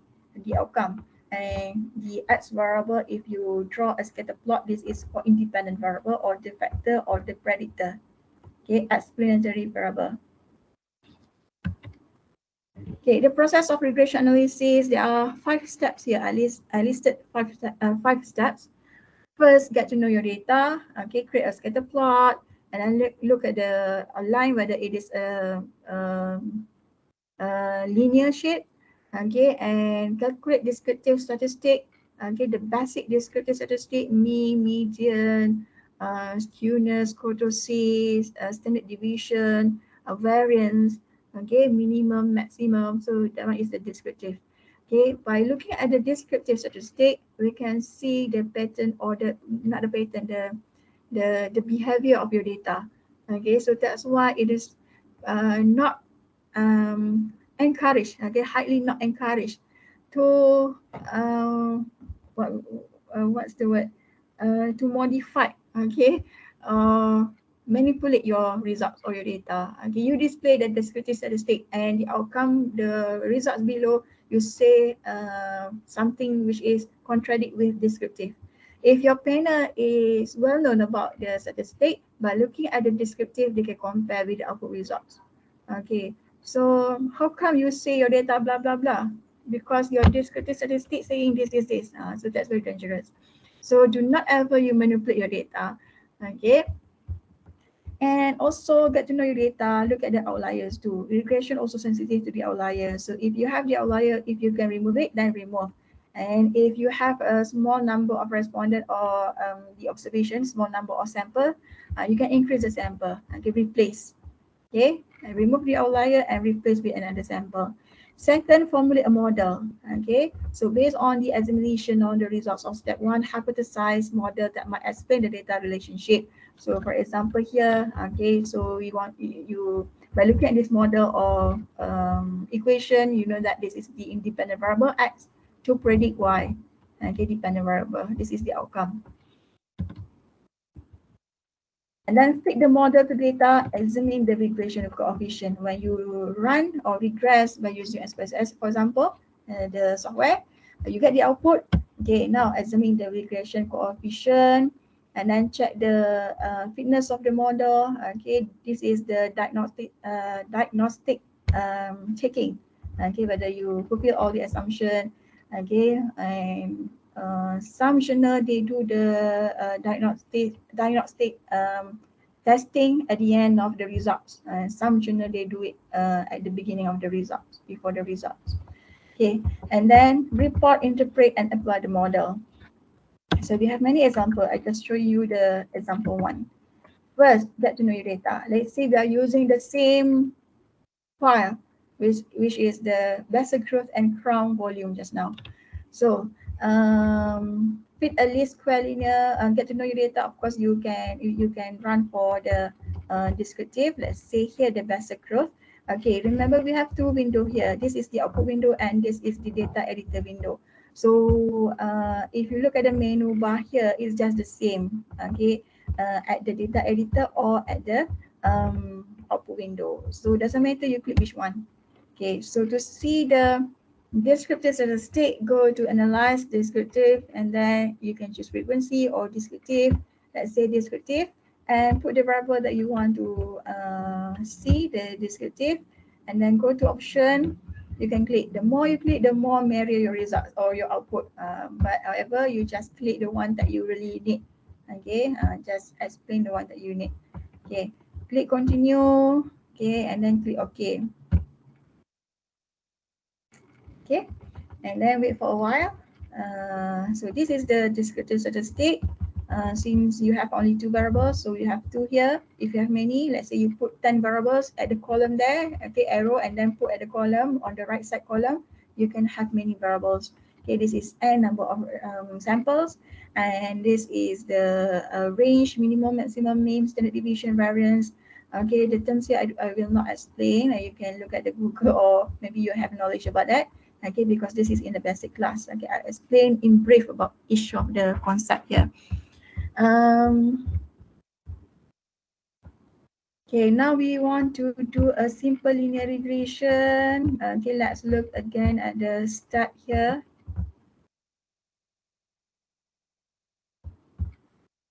Okay, this example, crown volume, get to know your data, and then you also can draw a scatter plot, just like what I did just now for correlation. Okay, you can repeat that one. And then formulate a model. So this is your model. This is variable Y, this is variable X. So your independent variable is the basic growth, and your dependent variable or outcome is crown volume. So crown volume equal to beta 0 plus beta 1 basic growth. You don't have to put the multiply here. Okay, you just continue with beta 1 basic growth. Okay, or you want to put here A0, beta 1, doesn't matter, it's just a symbol. Okay, so this is the intercept, beta 0 or alpha or A0. And then check the model for significant. Okay, and what are the estimated values of beta 0 here and beta 1? We want to get this value, write out the model. This is the basic model. After you get the value, you can retype the model with the figure. Beta 0, how much you have. Beta 1, how much you get. Okay. And to get the beta 0 and beta 1 or the correlation, the regression coefficient. Okay, so you looking at this step, analyze regression linear. Then you will get these results. So do it. Go to analyze. And then go to regression. So there are many types of regression. Go to linear regression. And then put the dependent as basic growth. In regression, it is a must to have a dependent variable. In correlation, it is no issue of endogeneity. So with any variable can be dependent. So this is a basic growth, and the crown volume is the independent. Actually, there are many methods. Okay, enter, stepwise, remove, backward, forward. If you're not very confident, okay, you just can leave to the default setting. Okay, enter, stepwise. Backward means you put everything and then you delete one by one. Okay, if I'm not mistaken. Forward one by one. Stepwise only the you maintain in the model the significant one. Okay. And if you want to explore, you can go to statistic, and then of course estimate. You have to click this one. By default, it is tick. Okay, this is very important. We run for regression analysis to get this value.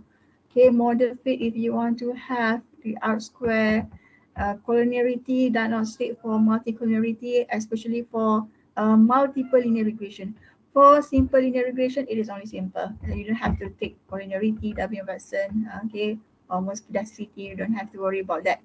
Okay, so if you have only one X, one independent variable, you don't have any issue problems of multicollinearity, autocorrelation, or heteroscedasticity. But if you have multiple uh, variables, multiple linear regression, you have many variables, so you put all together in one model. So you have to be careful for this problem, these three: multicollinearity, heteroscedasticity, and autocorrelation.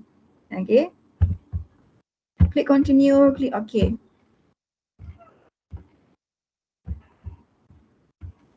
So model summary, this is the arc correlation. So between basic growth and crown volume, okay, what's the value of the correlation? 0.871. Is it consistent with the one that you run for Pearson? Okay, so this is a Pearson, supposedly consistent. So let me check which one. Okay, Pearson correlation just now. Okay, the first part we're doing. Okay, 0.871. So the arc there in regression here, this is the Pearson correlation. This is the arc square. The arc square 0.759 means the model explains 75.9%. The balance 24.1% is explained by other factor outside the model. Okay, so maybe because of fertilizer, because of type of soil, okay, that affect the crown volume, not only the basic growth. Okay, so this is the R square. The model explain only 75.9%. Adjusted R square, if you only have one model, you can ignore this one. if you have many model, means you regress many times, you play around, add, drop, variable, and you have many models. Okay, so if you have many models, you want to choose which is the best model, you can compare in terms of adjusted R square. So symbol R, there's a bar here. Okay, adjusted R square. So find the highest adjusted R square. So because you want to have a model that explain height variability. So choose the highest one. Let's say you have model 1, model 2, model 3. So this is the final model. Okay, the best model. And this is only ANOVA. Okay, and this is the coefficient. So this is the main results of regression here. Okay, so you have unstandardized coefficient, you have standardized coefficient beta. This is beta 2. So which one to rate? So you rate the unstandardized coefficient. Just ignore this one. Okay, B is the beta. This is the coefficient. Remember B0, B1 just now in a model. So you want this value. Okay, this is beta 0 or A0, the constant, or the intercept. Okay, the intercept. And this is the regression coefficient for this variable, crown volume, the dependent, of course, vessel growth. So you have to, in your text, okay, you have to put the beta, okay, the coefficient, okay, standard error to optional, okay, this is also a must, t statistic, and the p-value to see whether it is significant or not. So this is not an assumption test. So the p-value, we want a smaller 0.05, okay, less than 0.05. We want to have a smaller p-value. Why? Because our hypothesis for this one, okay, for regression analysis, H0 hypothesis is there is a relationship, there is a association between vessel growth and crown volume, or between X1 and X2. So there is a relationship. That is the H null. That is the H alternative. That is the H alternative. That is the relationship, that is association between the variables. H null, H0, there's no relationship, there's no association. So if we have less than 0.05, we can reject the null hypothesis, no relationship. So we accept there is relationship, there is association between vessel growth and crown volume. So that's why in this test, we want a smaller p-value so that we can reject null hypothesis. But in assumption, you have to check what is your statement hypothesis.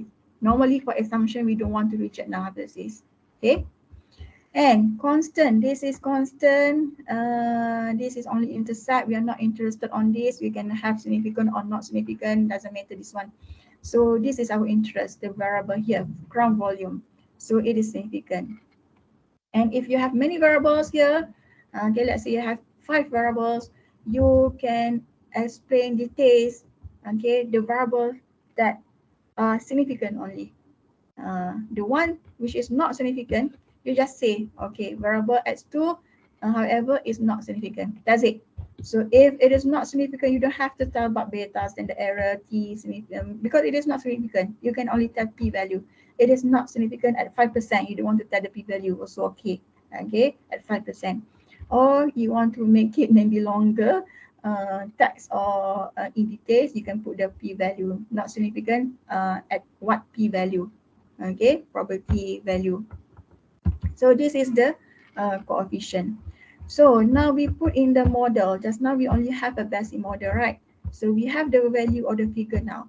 So this is our results. This is the constant. Okay, the result, is it similar? This is negative tadi. Okay, so this is beta 0, the intercept, and this is our interest point here, interest figure, basic growth 1 to 7. This is the regression coefficient. Okay.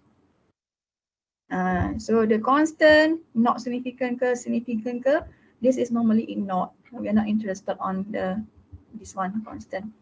Okay, this one, the basic growth coefficient beta 1 estimate is highly significant, p-value less than 0.01. Okay, it is very significant, even significant at 1%. Okay, apa lagi at 5%. Okay, so therefore, just now you have a basic model here. Okay, this is the basic model. Normally, the basic model here we report in the methodology. Okay, this is for social science. For engineering, I'm not sure. Normally, we put the basic or the raw model here, the base model at the methodology. Then we write the full model. Mana tadi?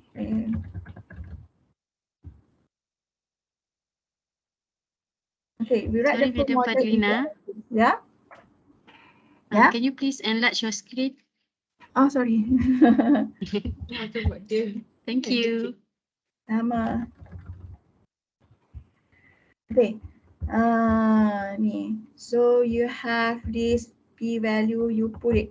Just now we have beta 0 plus beta 1 vector growth. Replace beta 0 with the coefficient for constant for the intercept. Okay, here. Okay. Here is the vector growth 1 to 7 vector growth. So there is a positive relationship because the sign here is positive. If you have negative vector growth, then this one you have to put it negative 1 to 7.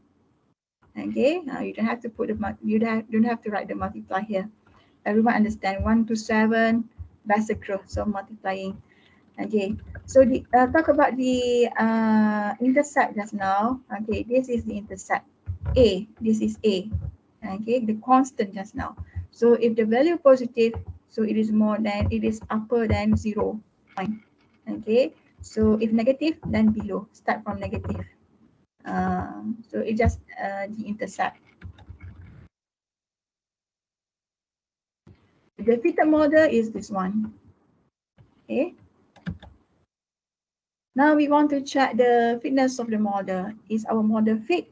We look at the adjusted R square. R square is the percentage of variation in Y explained by the regression. If adjusted R square, especially if we want to compare the models, okay. So look at here, the R correlation, R square, you square it. So 0.871, you square it, you get 0.759. So this model explain or predict 75.5% of the variation of the crown volume. Okay, so you look here, R square, you don't have to look at the adjusted unless you have many models. Okay, for ANOVA, this one we can skip. And then for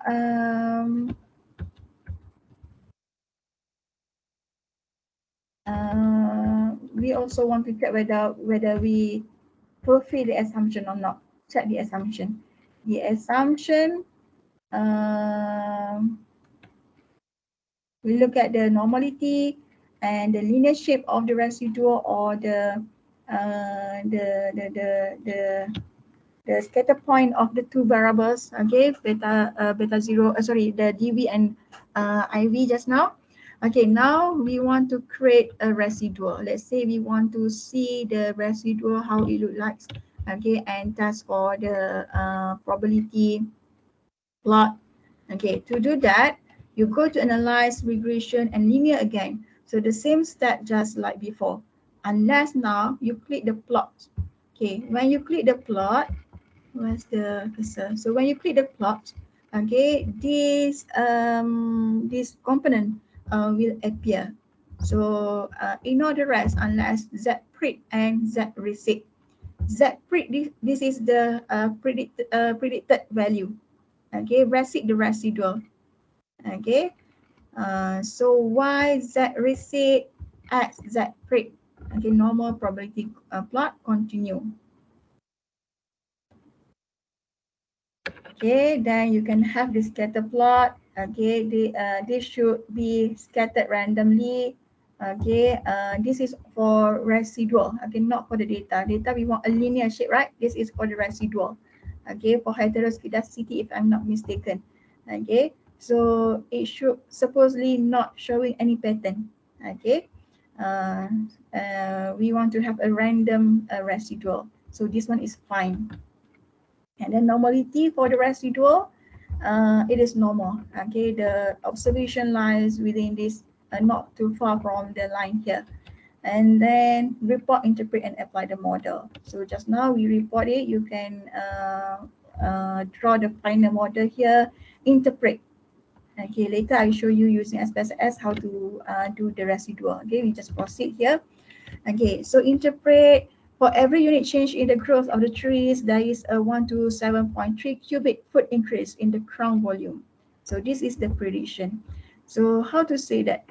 When 1 unit increase in the basal growth, so the crown volume will increase 1 to 7.27. Okay, when the basal growth decrease or reduce 1 unit, so the crown volume will reduce 1 to 7.27 unit. So we can make forecasting, we can forecast too. Okay. And then we can make prediction. We may use the model to predict future values of crown growth.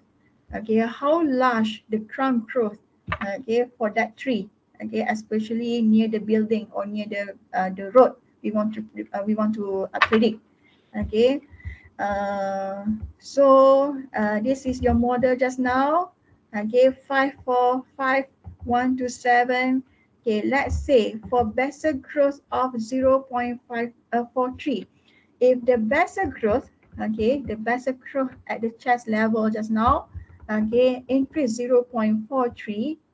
Okay, what happened to the crown volume? How big the crown volume become?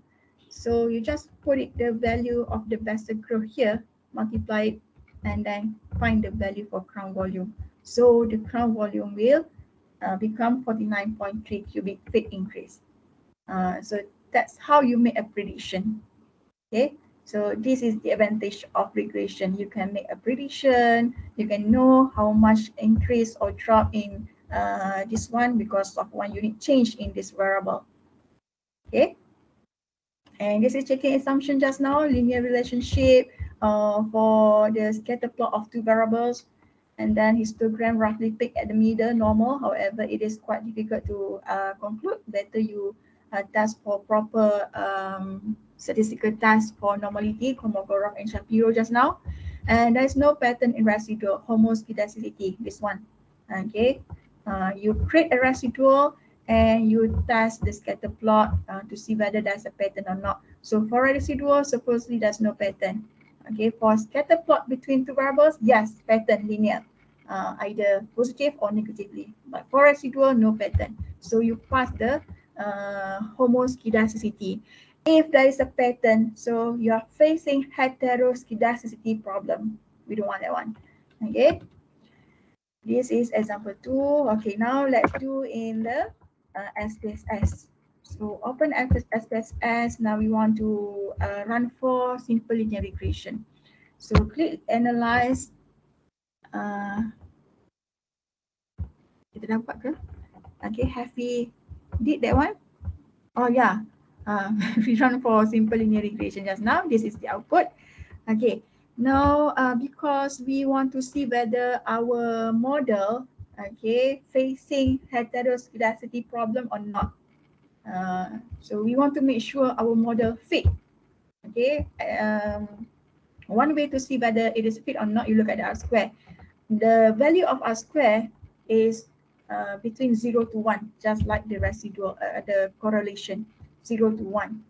Okay, so the highest R square is 1 or 0.99. So it means that your model explains most of the variability. Okay, 99% explained by the model. 1% only explained by other factor outside the model. So of course we want a higher one. But please be careful. If you have the result which is too good and it is not logic. For example, only one factor but 0.99. Okay, the basal growth determine the crown volume 99%. Only 1% represented by fertilizer, weather, by the type of soil. So it is not logic. So the panel will shock or will suspect, okay, your model got problem. Maybe you're facing with heteroscedasticity just now, autocorrelation, and any other problems. So please be careful too. Okay, we want a high R square, but not to hide if you have a simple model only, unless you have many variables in one model. Okay. What I want to explain just now. Okay, so beside the R square for the model fitness, you also can check the residual whether your model is homoscedastic or not. So to run for that, go to analyze, regression again, linear, the same step. Okay, however now, just now you just click OK, right? So now you go to plot. Okay, in the plot, there's a story about prediction about the residual. So you put Y as Z receipt and Z pred as X. Is that correct? Let's check.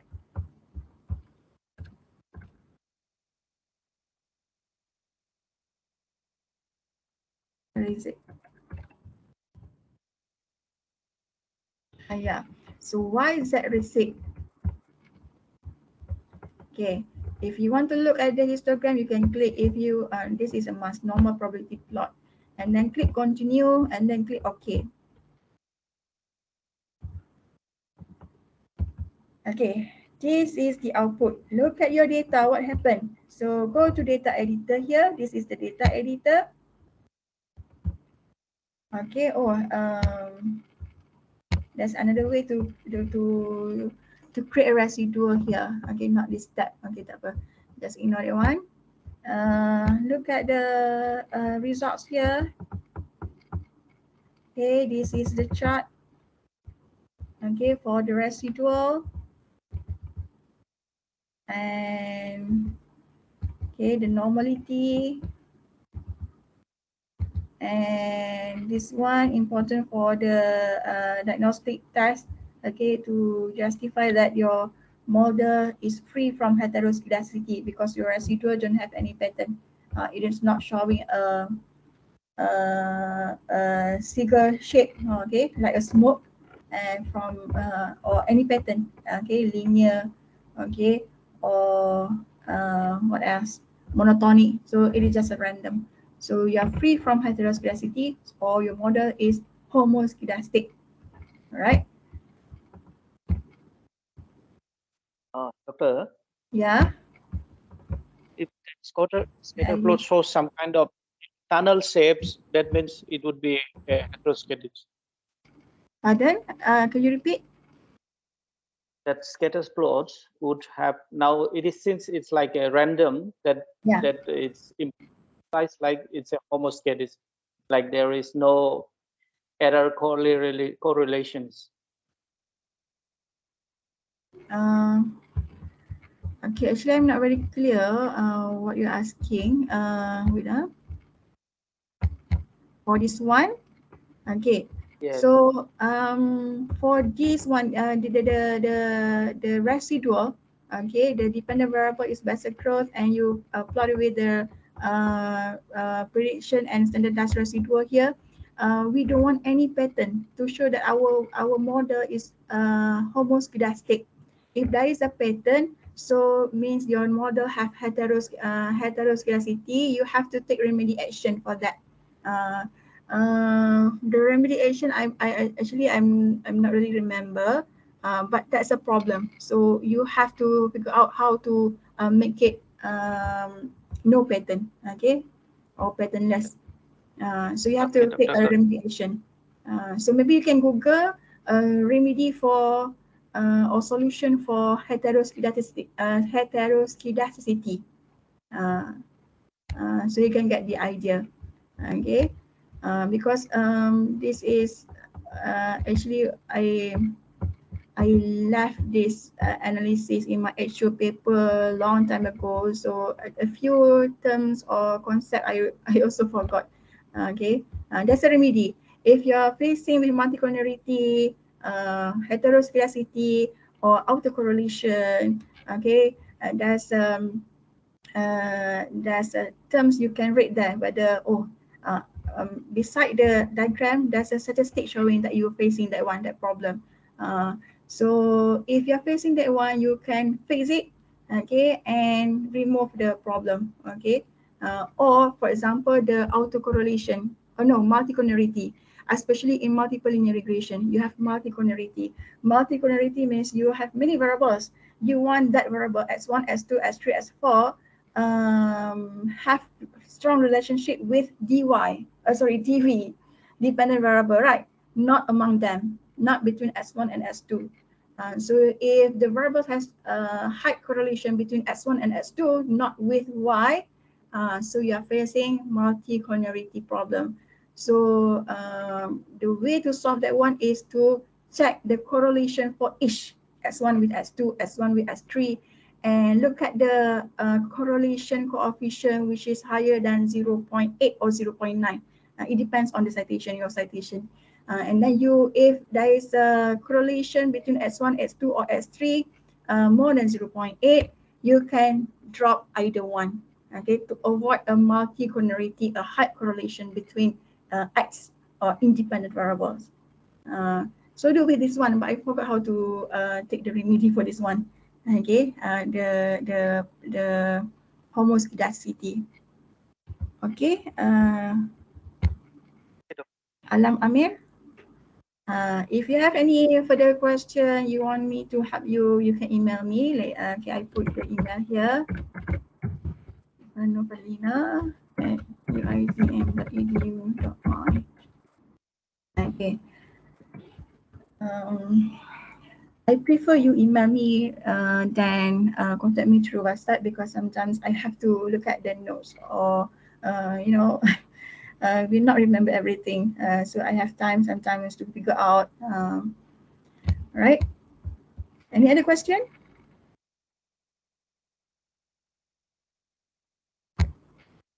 Okay. If there's no question, I proceed with multiple linear regression. Actually, multiple linear regression, we have other variables. So let's say now I just create randomly any variable, because I want to use the similar or the same file. Let's say Bessel curve, crown volume, the height, the height of the tree. Okay, so measurement, it is a scale variable. If you have a ranking data, it is ordinal measurement. If you have categorical without ranking, it is nominal. Scale can be continuous or discrete. Okay, let's say we just put a random here. Okay, sorry, X, Ctrl Z, copy.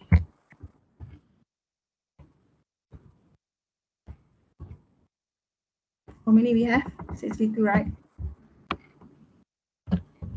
Okay. And here. Okay, now we have another variable. Let's say the height of the tree. So now we cannot run for simple linear regression. Simple linear regression, only two variables, one dv and one iv. If multiple linear regression, you have more than one x, more than one independent variable. For example, here you have Bessel growth and height. Okay, that influence the crown volume, okay, whether there is a relationship or not, okay, the Bessel growth and the height. So this is x1, this is x2, and this is y, dependent variable. So the same step, go to analyze, go to correlate, go to regression, linear, but now you put height as the second independent variable. This is x1, this is x2, okay, and then click OK. And this is the result. Okay, look at here, the coefficient here. Okay, as you can see, and as what we expect, the height is not significant. Okay, the p-value is not significant, more than 0.05. So we can say that there is a relationship between crown volume with this is the Bessel growth. Our dependent variable just now is our dependent variable is Bessel growth. I thought it is the crown volume. Okay, it's okay. And the result just now. Okay, so there is positive, this is positive relationship between crown volume and vessel growth. You put this coefficient 0.006 in the model, okay? And in the text, when you want to explain, you can put the T, okay, using EPA style. So it is significant at 5% or even at 1%, even below than 0.01, so 1%. Okay, and then for height variable, second independent variable, it is not significant with p-value 0.184. Then that's it, full stop. Don't have to explain much about this one. Okay. However, the regression, sometimes you have to play around many times. Okay, you have to try and error. If ground volume is significant, when you put another variable, this one become not significant. So that's why sometimes for regression, you have many models, and then you compare which one is the best model. Okay. Okay, so we have around 10 minutes, so let's go through our slide here. Okay, so this is example 2 and exercise 1, example 3. You can look at by yourself. If you have free time, I gave you the data. You can do the same and get the same output here. Okay, multiple linear regression. So two independent, at least x1, x2. If you have more, it's still multiple linear regression. So you have y, dv. So in total, at least you have 3 variables. Okay, multicollinearity, if your independent variable x1 and x2 have high collinearity or high correlation. Okay, we don't want that one. Okay, so how to see whether your model have multicollinearity or not? You look at the VIF and tolerance. VIF is variance inflation factor and tolerance. Okay, and check also for the robustness. So for example, this is multiple linear regression. Beside B1, you also beside X, you also have Z. So you have correlation coefficient B1 and B2. This is intercept. Okay, so second variable. If you have more, then put it. Just continue plus other variables. Okay, and this is example, but just now I just did it in the SPSS by using vessel growth and crown. We create another additional variable to run for multiple linear regression, right?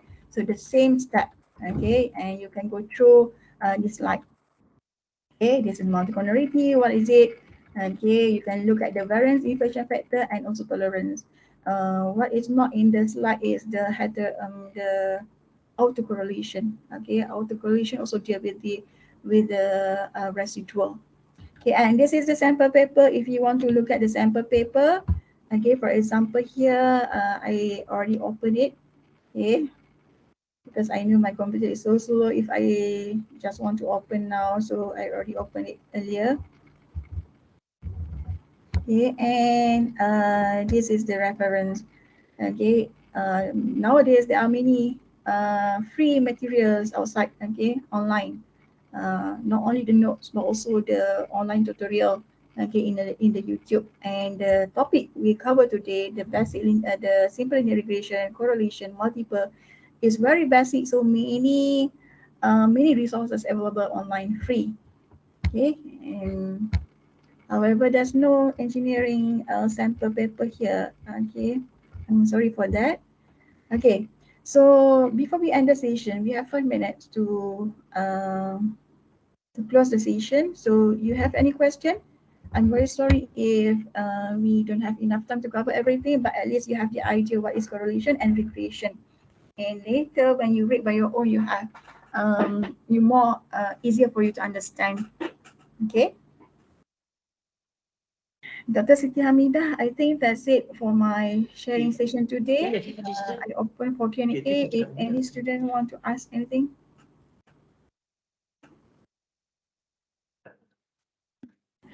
Okay. Any question from the student? So far, tak ada lah in our chat box. There is no question. Maybe a last call for any question from our student.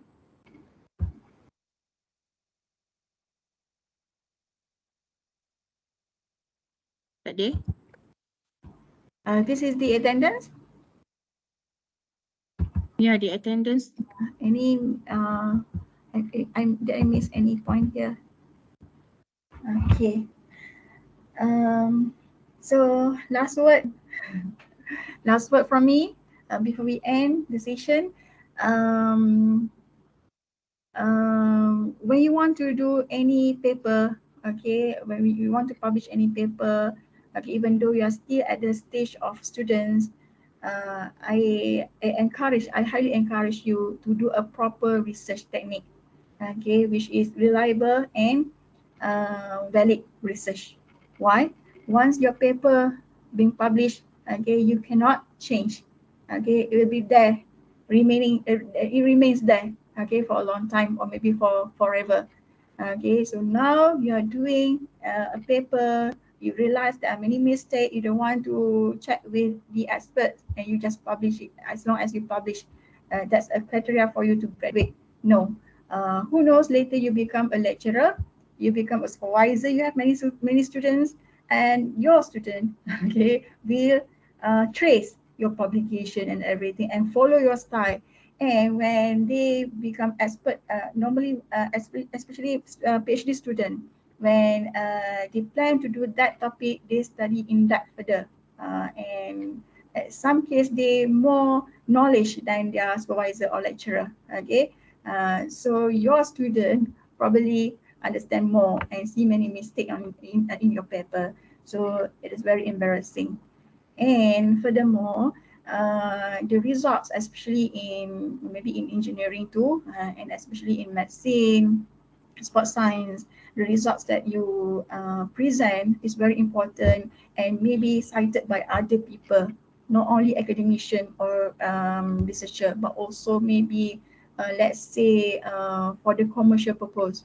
Okay, you said that eating spinach good for your heart. So the salesman or maybe another doctor refer to your paper and encourage the patient to eat more spinach, right? But actually your paper is wrong. Your paper is not valid. The result is actually contradict. So it is very dangerous.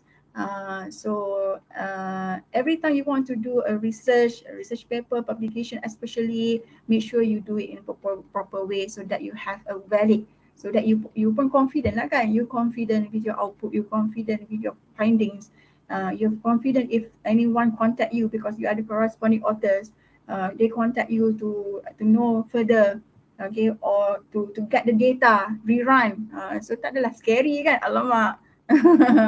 Okay, especially when you become associate professor, okay, you become established researcher, they will correct your paper and assume your paper everything is correct, so it's very embarrassing. So again, thank you very much to all postgraduate students here for spending your time here, and also thank you very much for my friend Dr. Siti Hamidah Abdul Rahman. Okay, and if you have anything, you are free to contact me through email. Okay, allow me for, if I'm not reply on the same day, allow me for a few days to reply. Okay, so I wish you all a huge good luck.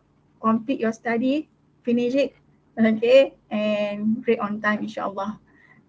Itu saja. Okay, Assalamualaikum thank warahmatullahi you. wabarakatuh. Waalaikumsalam warahmatullahi Welcome. wabarakatuh. Thank you, Thank you, Madam Doktor. Fadlina. Okay, Sama. before we end this session, maybe we can have one picture together. Oh, Could you please turn on your camera? okay, I have to stop presenting. Did I Ya, stop? Doktor. Ya, Madam. Okay, no. Dr. Tubi, right? Madam Mana? Fadlina How to going to okay? submit. Stop presenting. Okay. Cantik your face. Together with us, we have our PPPS, Dr. Sheila. Okay, Dr. Sheila, do you want to give some? No, it's okay, it's okay. I think thank you very much for attending. How many do we have currently?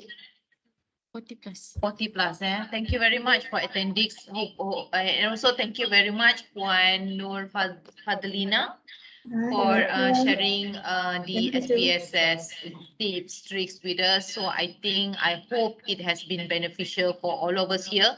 And please do come back, share more with us. So probably a more advanced level of analysis, and we need that obviously. So I think that's all. And for the others here, 40 over participants here, thank you for joining us, and please do join us in other webinars. So we have a lot laid out for the coming month and also coming year.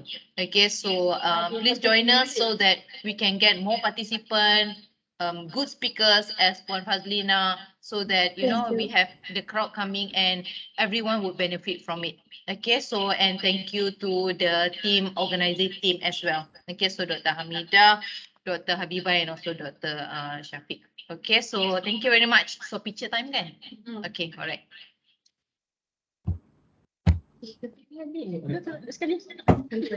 Okay. Okay. Ready?